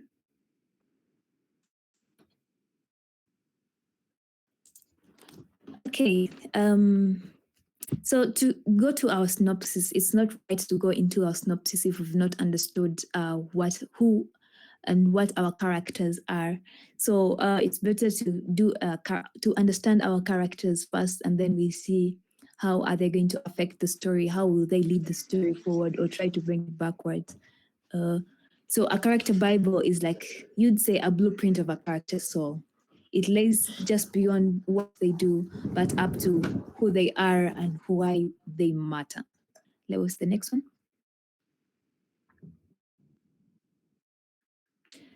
So I would say this is always I would say cherry on top of the cake. This is like my best part in development, in when you're developing characters or even developing the story, the wants and needs of the characters. This is something that we usually forget a lot as writers, but it's something that we should really think about a lot, especially when we're developing our characters. One, it's the wants. The wants, these are our exterior goals. You're like, I want to be rich, I want to have money, I want to have this, I want to win the race, I want to get the job, I want to find love. Like this is what the character thinks they want. Like you start a film, the character wants something. They feel if they don't have that thing, they can't live their life. It's usually often external and very visible. And on the other hand, it's the needs. This is inner growth. This is something interior. You remember what they want is what is exterior and visible, but what they actually need is something that will make them grow or change. And it is usually internal and it's hidden. Sometimes somebody would say, I want to win the race. But deep down, what they actually need is self-acceptance. They feel if they win the race, everybody will love them, everybody will feel they are winners, they are the best in the world. But what they actually need inside of them is self-acceptance, to accept that, yes, you are good, you are enough, even if people don't have to hail you, people don't have to say that you are good enough until you win a race, whatever it is. So the difference, the easiest way to tell them and how they support the story is that the want drives the plot, because this character says, I want to win this race. But the need, it drives the themes of the story. So that's how we see the theme of this film is self-acceptance. It is this, Lewis, to the next slide, please.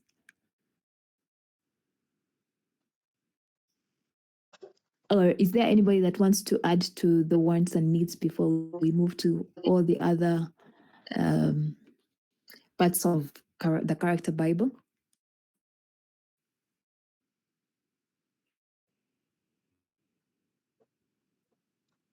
Okay, it means we are following. So the next one is motivation. Motivation is more of why are the characters doing what they are doing? So this is the engine behind what they want. Like, why does this person want to win the race so bad?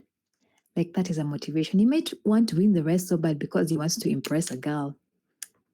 So that is the motivation. That is motivation. So we need to know the motivation of our characters, not just the lead characters, but for every character that we see, every person that is in here on this earth has some sort of motivation. Even if it's a minor role, they need to have motivation. And also their personality. This is how they show up. What are their traits? How do they interact with others? What vibe do they give off? Also, we have nuances. These are the human details, yeah?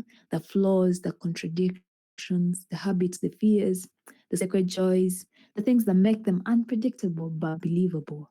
Remember, we are only human at the end of the day. So should our characters be.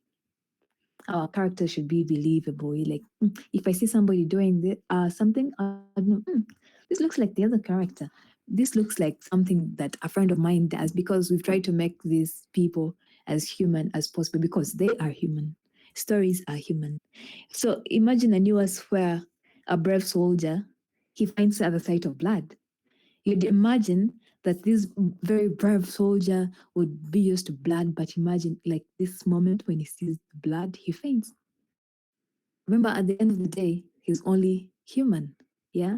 So it would like shock us. You're like, oh, so this guy is not just like a soldier, he's also human too. that is some sort of nuances. Is there, does anybody want to add to that or anything?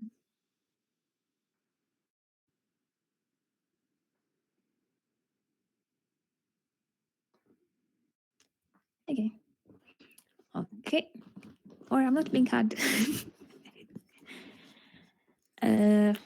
Let's moving on. And we finished then. Okay. Thank you.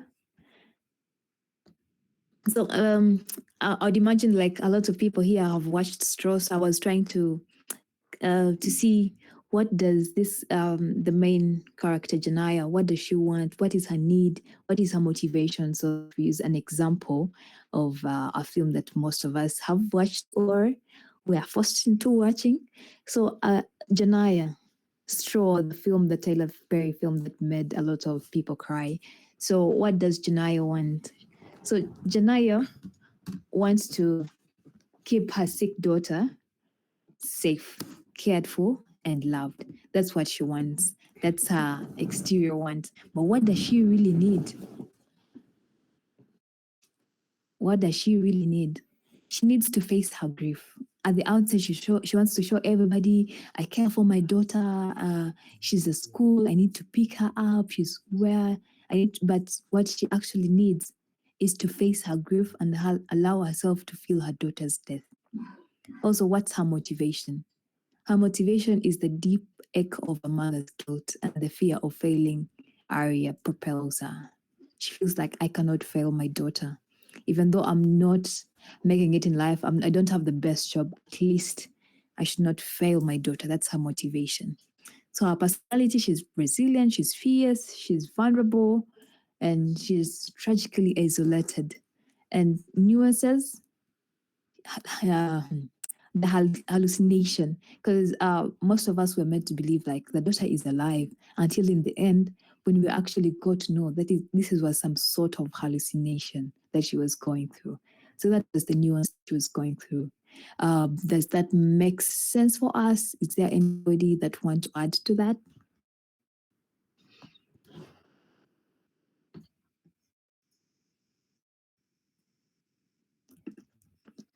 Anything?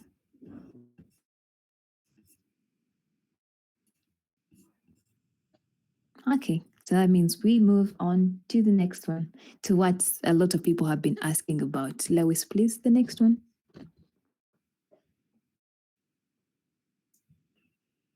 So the next one is our synopsis. After we've had the concept, we've done the log line, we've done our through line. Now we're trying to understand the story, how story is flowing. Then we got to write. Ashraf is saying something. He's saying when you talk about Straw, up to now, you failed to understand why Tyler Perry came up with such a film. Art is, I would say, everybody sees art differently. Everybody sees the world differently. So I feel that's like Victor said, that's the story that Tyler Perry wanted to tell at that moment, and he did. And yes, it got an audience, and it brought him the business. Yes. So our synopsis is a short, clear summary of the story that explains the main point, the characters, the arc. Well, without all the details, because imagine for a 60 minutes feature film, you're just going to write a one-pager of a synopsis. But what it does, it's the roadmap version of your film. It's like going to show you, yes, you turn the left, you take the right, you take this, you take the other one. So the length is usually 1 to 3 paragraphs. Imagine for a short film, you have like a 5 minutes short film. You could even have a synopsis that is even less than a page. And for a feature, you could have a page for the synopsis. It's just a roadmap. So it's trying to show you this is what we're going to take. So it's also written in the present tense as if the film is unfolding right now. Yeah. It looks at central characters, their wants, their obstacles, and the resolution. Also, we need to know, is the logline and the synopsis, like, are they familiar?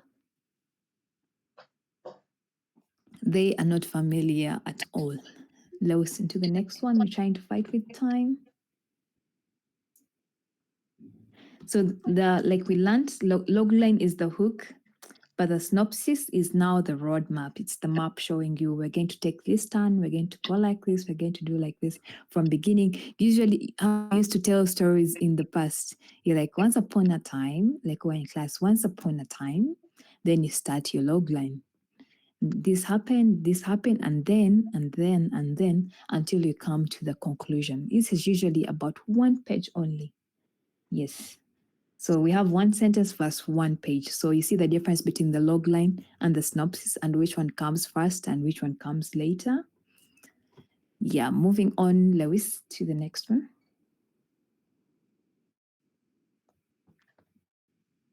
We have, we asked for 30 more minutes, so we have about 18 minutes and we are done with this. So the next one, after writing our synopsis, we write our treatment. So now the treatment is where you go way out of your way to like describe your whole film now. You're trying to see the whole film now because you've been going step by step. You're trying to build it longer every time. So now in the treatment, you write the detailed summary of your film. It's written also in prose like a short story. It's longer than a synopsis, but not as heavy as a full script. Like using the example again, if you have a 60-minute script, so your treatment could be 5 pages. If more words, if you can go beyond that, even 10 pages is okay, as long as you can tell your story in short story, so that by the time you start writing, you already have your story figured out. So think of it as a sales document that shows the stories, how it's going to flow, the tone, and the emotional journey. So in the treatment, like I told you, it could be 2 to 10 pages. It is written also in present tense, but not formatted like a script. It's written like a short story. Yeah. So it also focuses on characters, the world, the story arcs, and the key scenes. It gives also there are some writers who don't like giving away the ending. They write a synopsis, but they don't want to give away the ending. When you're writing synopses, when you're writing treatments, write the whole film, right from beginning up to the end, so that it helps you to visualize the story. By the time you start writing, it will just be a walk through the water. Like it's going to be very easy. You imagine going through all these stages. By the time you reach script writing, I think you already have like the dialogue at the hands. You just write it off if you go through all these stages. But just like Samuel said earlier above, some writers they choose to start the other way around. You can start from wherever, whatever is comfortable for you. They feel this is a longer way. But for me, it really worked because by the end of this development stage, you've already mapped out everything that you want. And at the end of the day, you just want to write. Does anybody want to say something about that?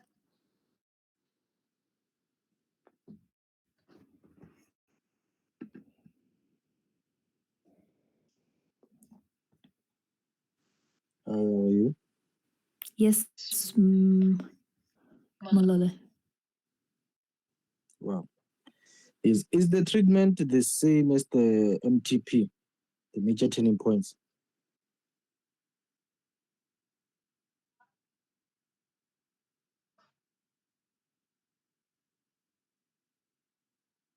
Can you hear me?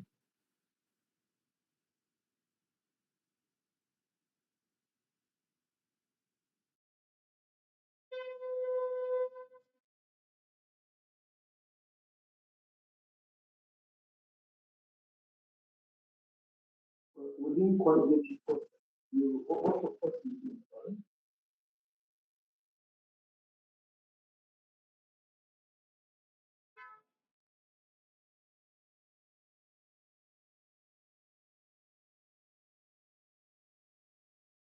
Hi, so sorry about that. I think I'd lost my connection.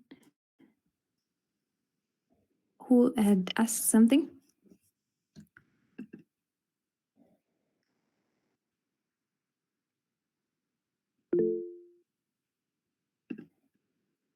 Yes, Mololo. Yes, please. Yes, how are you? Yes, please. Yes. Is the treatment the same as the major turning points, MTP? Oh, the treatment. So the MTPs all the major turning points are all in the treatment, because the treatment is a highlight of everything: the MTPs, the character arcs, how everybody is going to change, also the conflict, how it begins right from the beginning to the end. So the MTPs are part and parcel of the treatment, because the treatment is now the full script but written in story form. Does that make sense for you? Yes, it does. Thank you. Thank you too. So moving on, unless let me check the chart if there's something. Do you break down every character in the story with the want and need? Yes, it's the safer thing to do. If you know all your characters, you know what they want, you know what they need, so you'll be able to tell how they will act in certain circumstances. If you have certain characters, even if they are minor characters and you overlook them, you don't really get to build them. At the point it will catch up with you. You wouldn't be knowing your people. It's like you're staying in a family. If you're in a family, you literally know everybody. Even if it's the least important person in the family, you still know them. You know what they do, what they need, what they want, what are they here for. Like everybody, you literally know everybody. If you can, please break down every character. Lois, please, let's move on.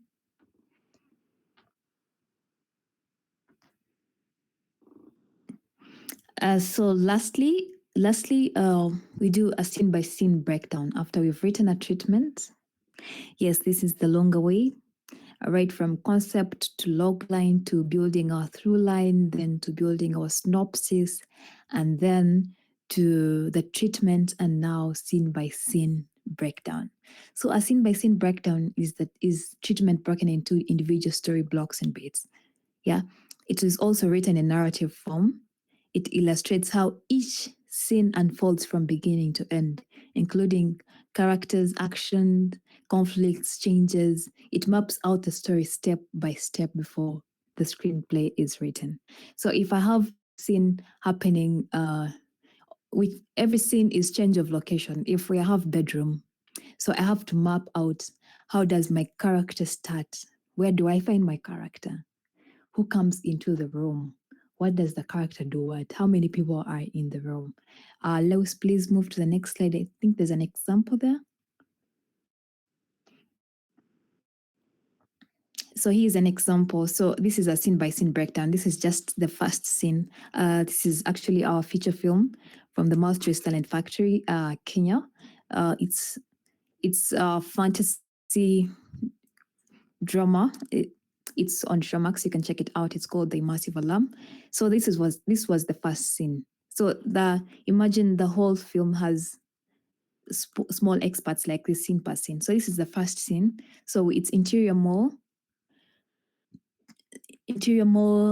shopping. It's day. So we have Desta, 45, and her daughter Dina. They move through the aisles of the mall carrying grocery bags. Dina's eyes light up as she spots a glowing alarm clock displayed in a store front window. She excitedly remarks that it is the best gift for Becca, that is the brother, because of his recent oversleeping behavior. Desta credits the thoughtful remark that the alarm will come in handy for the son. They make their way to the store, where Dina carefully selects the alarm clock and places it in their shopping basket. So this is just an example. So imagine there's scene 2, scene 3, scene 4, like each of them is broken out like that. So at the end of the day, I don't know how many scenes you're going to be having in your short film, in your feature film, or whatever it is. You need to break each one of these. Somebody asked, so meaning each scene has to have a 3-act structure. Yes, every scene has a beginning, a middle, and an end. Yes, good storytelling goes that way. Every scene has to be having middle, beginning, and end, of course. Let's move on. Is that clear for everybody?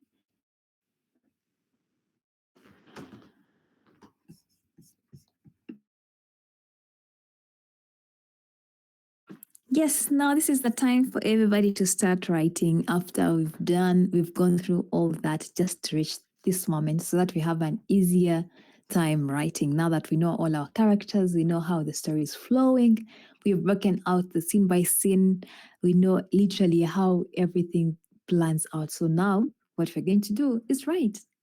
But before we write, let's talk about let's talk about the 3 acts structure. Let's the next one. Somebody's asking.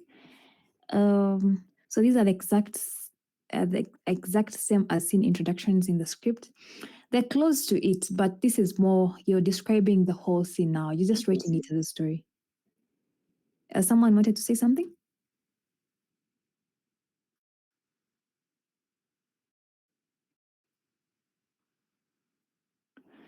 Okay. So now we have the 3 act structure, something that that has been coming up. Okay, now to break it down, imagine we're having a 60 minutes feature film. So our act 1, which is the setup, I hope it takes about 0 to 10 minutes. So that's by in those 10 minutes, we've already hooked our audiences. So we are going to have, so the purpose of this setup, we're going to introduce the world, the characters, the stakes. We will open up, of course, with the family award. We had discussed this in the through line. We open up with the family world, the protagonist's normal life. We're establishing relationships, the environment, the routine. We are setting the tone, the genre, and the style. And then something disrupts the protagonist's world, which is the exciting instant, which forces them to make a choice or to be pulled into a new situation. Then the protagonist takes their first step towards the main story after the key incident. So the first act ends inciting incident, and then the character is trying to do his key incident. It's a hook. It's like a cliffhanger. We leave the audience in those like 10 minutes, or I don't know how much time you want to give to your setup. We want them to feel like what is going to happen to this person. So we've already hooked them. That's the intention of this act 1. Then let's go to act 2.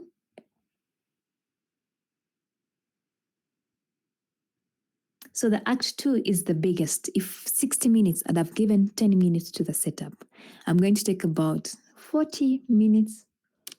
40 minutes in act 2, because this is where the central conflict is happening. All the bad things, the good things are happening in this scene, but mostly against the protagonist. So the bulk of the story happens in this act 2. The protagonist is struggling against obstacles. He's facing setbacks. He's learning. He's growing.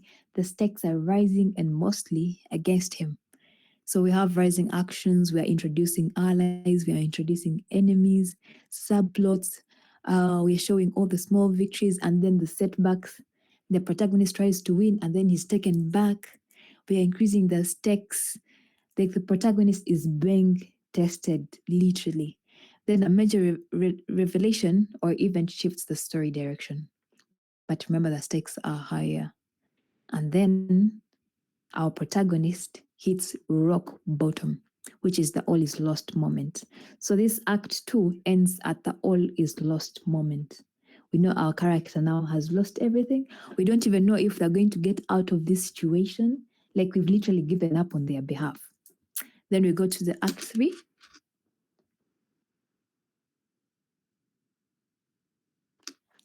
Lewis to act 3. So the act 3 is the resolution. After our character has hit rock bottom where we left them on act 2. Now, is our character going to get out of it or he's going to die in it? Depends on the writer. So if the protagonist confronts the main challenge that put him down to hit rock bottom, then if he pulls himself out of that, our emotions are high. Our protagonist is trying to fight his life throughout this scenario, and then he actually does so. Then we come to the resolution. We're trying to resolve the conflict. Remember, also trying to build these points together. All along, our character was on his want. I want to do this. I want to do this. It's his want that has actually made him hit rock bottom. And in the resolution, he gets the need. He may not get what he wants, but for sure, he'll get what he needs. If it's self-acceptance, if it's peace, if it's whatever it is, he might get that. But it depends on the writer as well. They might give him what he wants and even the need.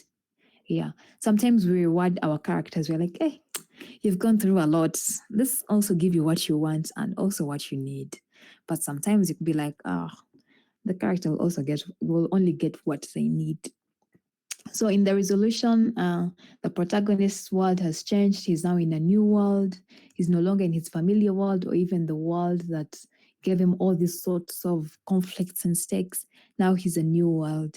So we wrap up all the subplots. We leave the audience satisfied or unsatisfied. Depends on the creative decision. Yes, so moving on swiftly, unless somebody has something to say. We go to writing now. As we're trying to finish up, this is to show the format mostly. So this is a script, and it's an excerpt I got from a script, and then it was also broken down in what each one of them means. So as we see up there, when we are writing, we start with our scene heading. Our scene heading is the description of the location, the time of the day of the scene. So here we are having exterior, writer's store, and it is day. So we've given the location, the time of the day, and where it's happening. So it's happening outside at that store, and it is during the day. If it's interior, we would say interior, writer's store, day, or would say evening or whatever time of the day. Then what happens after the scene heading is the action. So the action is the narrative description of the events of the scene. So here we're having in the heart of West Los Angeles, a boutique shop's large open sign closed in a beacon. So that's the action. That is what is happening. Then we have transitions, but personally, I don't use transitions as much. I think that is an editing and also a directing decision. They choose what sorts of transitions they want to use. Some people still use the transitions, but I don't prefer them as much because if I've gone to a new location, it means we've transitioned. So it depends on directors and editors' creative decision. Yeah. So then we also have, if the character is appearing for the first time, they have to be in capital, their name has to be written in capital letters. This is going to help a lot of departments in production, the costumes, the production designers, a lot of departments. Also, we have to put their age or if it's needed. Or so also there's an action that is following there. Then if you're writing a character, like it is shown above, the character's name always appears above his dialogue. And then what happens next is the dialogue. There are a lot of formatting softwares that we can use now to write. We don't have to do this anymore, or the moment you're writing, it shows you where the dialogue is supposed to go, where the name is supposed to go, the character's name is supposed to go. Yeah. There are also parentheticals down here. These are just action or attitude directions for the character. The short ones that you don't want them to miss, so you just put them there so they don't miss them. Also, we have extensions, as you're seeing down here. We have OS, which means off screen. It means the character might be speaking, we might be hearing their sound, but we're not seeing them on screen. Could be off camera, it could be a voiceover, it could be a filtered font. So all these are extensions. They're not placed after the character's name to indicate how the voice will be heard on screen. Then the next point is the modes and the continued. You can see the same character here in the next page between the pages. It is the same character who is speaking. So in formatting, it will automatically put that this character is still talking. So they put continued. The CONTD is it means continued, and above they put more. It means the character is still talking. Then an intercut down there, it's instructions for a series of quick cuts between two scenes or locations. Yeah, that's how you format. This one you have to practice over and over again to see how you can format your script better. Tell more, rather show more than tell. So you don't have your scripts full of dialogue. Yeah, the less you tell, the better. So show more. visually. So the next one, Lewis.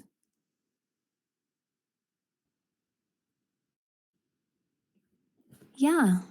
So that was it for today. So let's go creating. Let's go work together. Let's create scripts. Let's continue learning from each other. Unless somebody else has something to say, I think it's a wrap for me. Yes, Felix. So my question is about when it comes to documentary filmmaking, do we really require scripts? So for documentaries, maybe someone else can talk about this. But from my experience for the documentaries that I've scripted for, we usually give them a shooting script. It will be like a guiding script of what they need to do, but we don't usually go through all these steps because for documentaries, it's factual information. We already have the characters. It's a matter of picking the information of what they are going to do. So it's a matter of giving them a shooting script that will guide them, that will guide them on what to shoot. And also, in documentaries, you usually finalize the script in edit because a lot of things can change. You usually finalize the script in edit, but there are others who finalize it before shoot. So for me, yes, Samuel is saying something, but for me, I write shooting. Maybe someone can talk about that.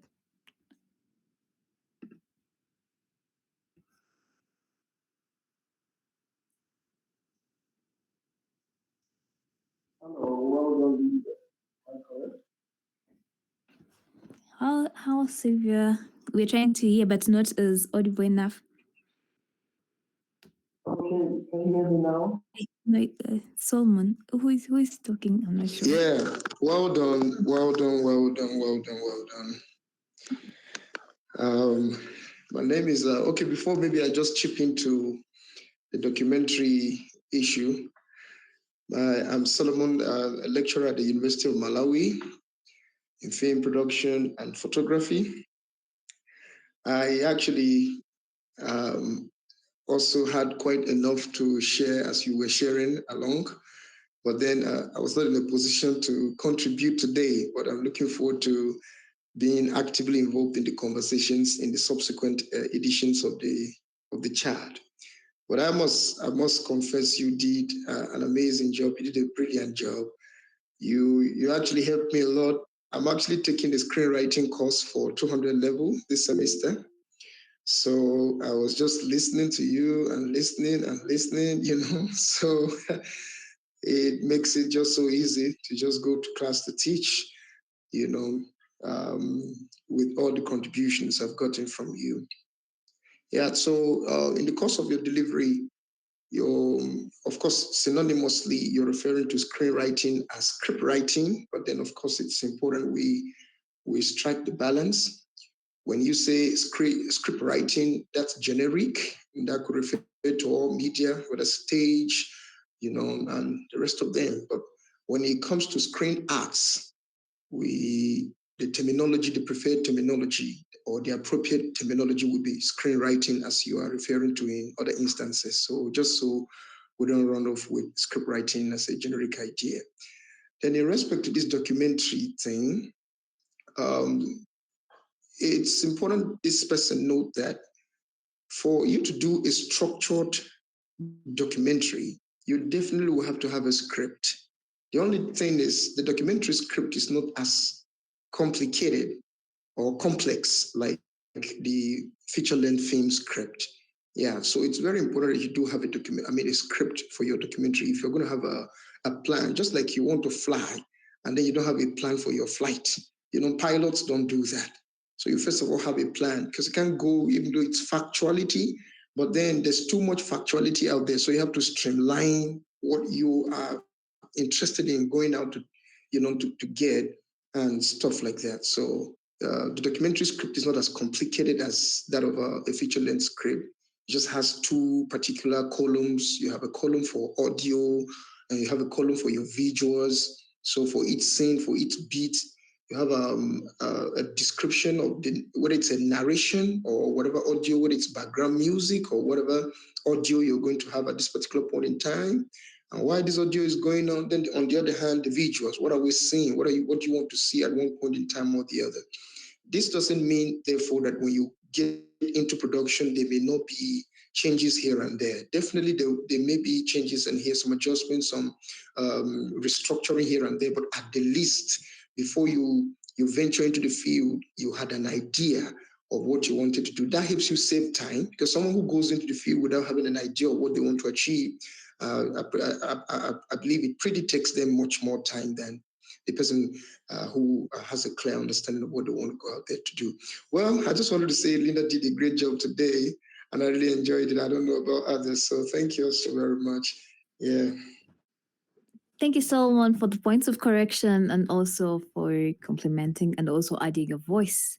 Please do check out the chat. There's so much great information that we need to know. People who are asking about the documentary scripts, please do check the chat out. There's information that is going in there. Take screenshots or copy the information. I don't know if this call is recorded, Brian. But is there somebody that wants to say something? Yeah, the call is recorded. We'll try to share it after the meeting. Okay. Yes, Felix. So I've understood now, because a lot can change in production, but the most important thing is the 3-act structure, right?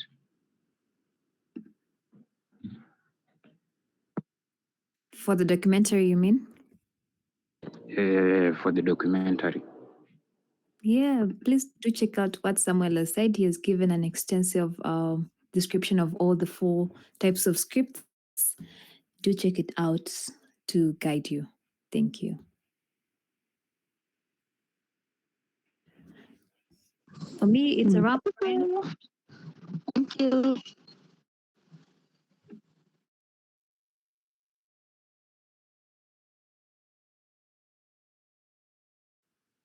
All right, guys, before we leave, let's give it up to Linda. Guys, I just request everyone to just turn on their cameras. Let's see where you are coming from. Let's see. Just turn on your camera. Just turn on your camera so that we are sure that we've been talking to each other. Guys, turn on your cameras, please, just for a minute as we wrap up.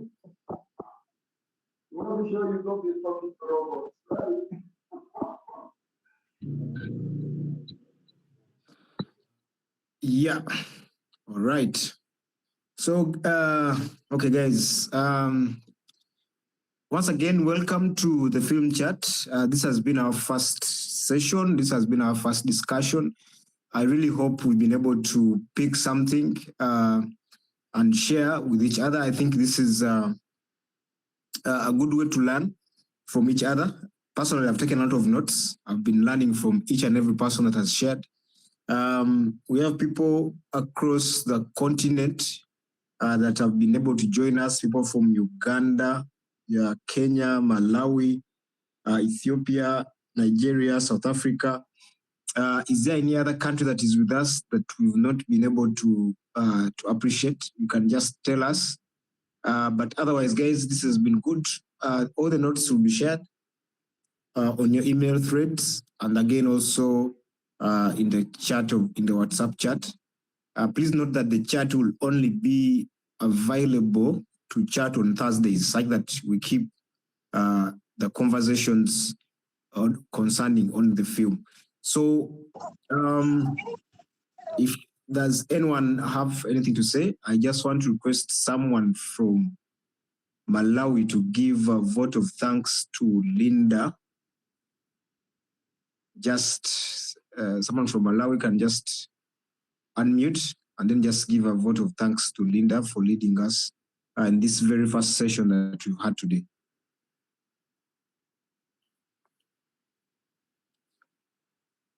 Anyone? It could even be the gentleman that last spoke, actually.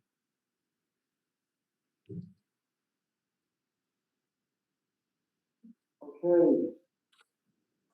All right, just before can you hear me? Yeah, we can hear you. All right, so just before I give the vote of thanks as requested. But Solomon, your sound is a bit muted. Okay, just a minute. Yeah. Is it better now? Yes, best. Yes, it's good. All right.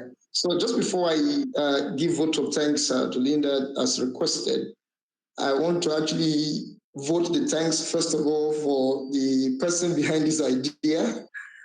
You know, whoever it is, or whichever group of people that came up with this idea, I must commend this. This is brilliant. This is an interesting initiative that I believe is going to be very impactful for all of us young creatives, particularly filmmakers across Africa. And I just want to let you know that our older ones, our uncles and daddies in the industry, are also thinking in the same direction that we're thinking of working together across Africa. So they've actually come up with an organization. Is still in the setup, is still setting up. They're setting up structures, and they will soon extend a call for membership across board. Even young people can be a part, because I'm also on the executives. So they call it Confederation of African Audiovisual Practitioners, something like that. You know, so they are trying to encourage collaboration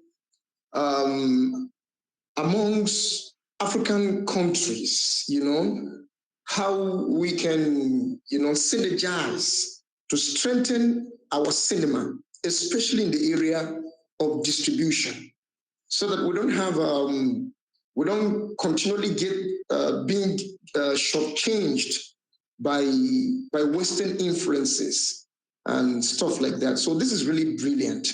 If the older ones are thinking like that and making efforts, and then the younger ones like us are also touring in the same direction, I think this is, when I saw this, I was really excited about this, and I jumped at it immediately.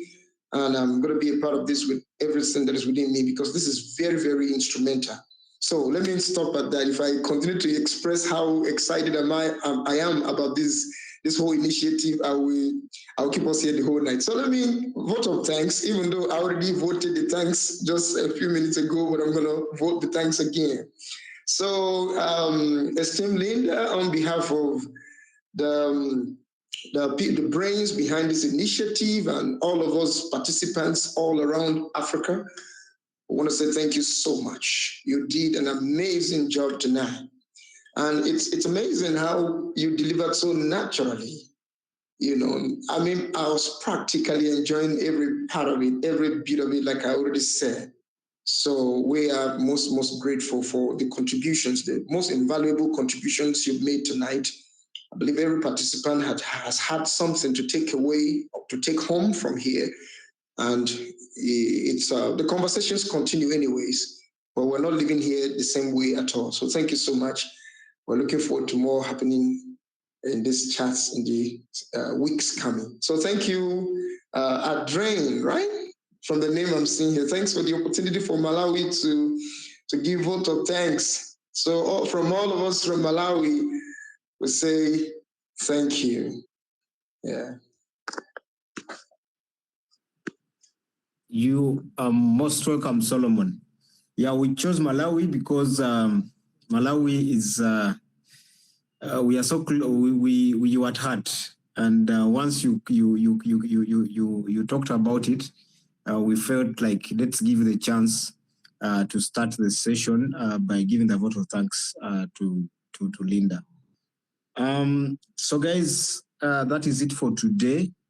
The next session will be next Thursday again. In that session, we'll be talking about, just a minute.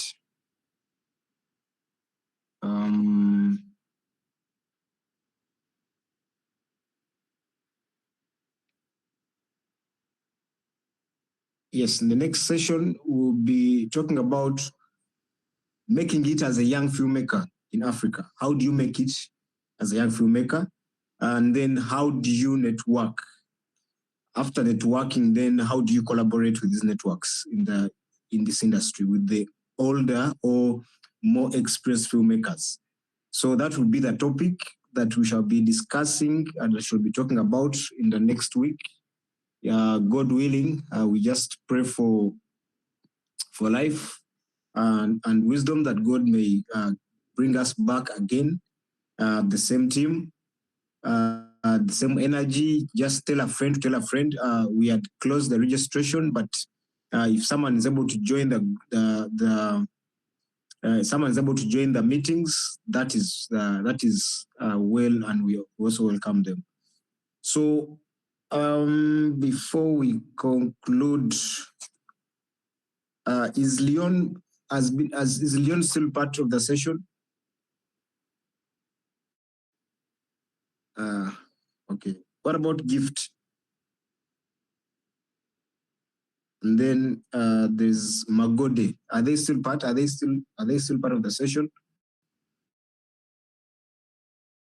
Okay, maybe they're left. Yes, I am.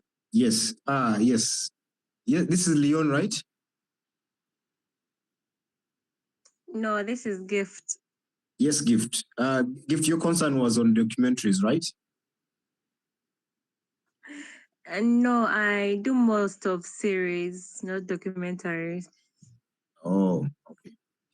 There's someone who talked about documentaries, but in case you felt like you need any more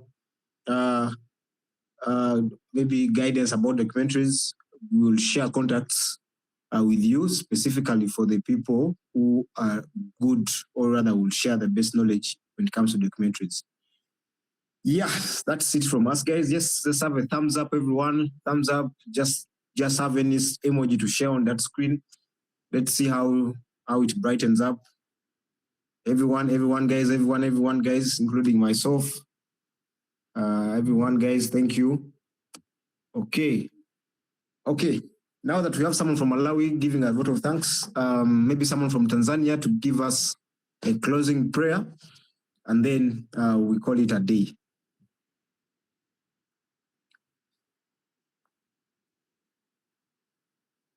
Anyone from TZ, if you're still around?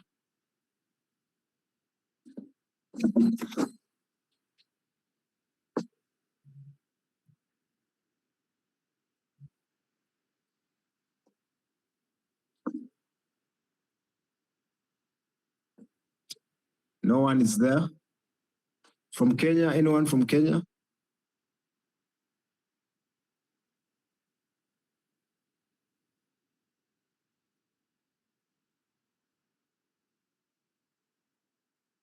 Okay. Since no one is coming up, let me lead the prayer, guys. Let's sum ourselves for prayer. Lord Father, we thank you for the gift of life. We thank you for the gift of talents that you've given to us. We come before you, humbled and requesting you that you may pardon us of our shortcomings. We thank you for this discussion that we've had. We pray that it continues to guide us. We pray that whatever knowledge that Linda has shared with us, that may it help us in our careers, those that are starting out, those that are already in the industry, and those that maybe had lost hope and needed a community of fellow filmmakers. Lord, we pray that we continue to build it, and that it may yield and may benefit someone either today, tomorrow, or in the future. We place all our friends that have attended this session into your hands, Lord, that you can bless their dreams, let their dreams come true. Every young person out there wants to be the best. Lord, please give them their heart's desires. Give them the vision to write the scripts that they want to do, to tell the stories, to tell the African stories, that, Lord, we may be able to live our dreams. We pray this through Jesus Christ our Lord. Amen. Thank you so much, guys.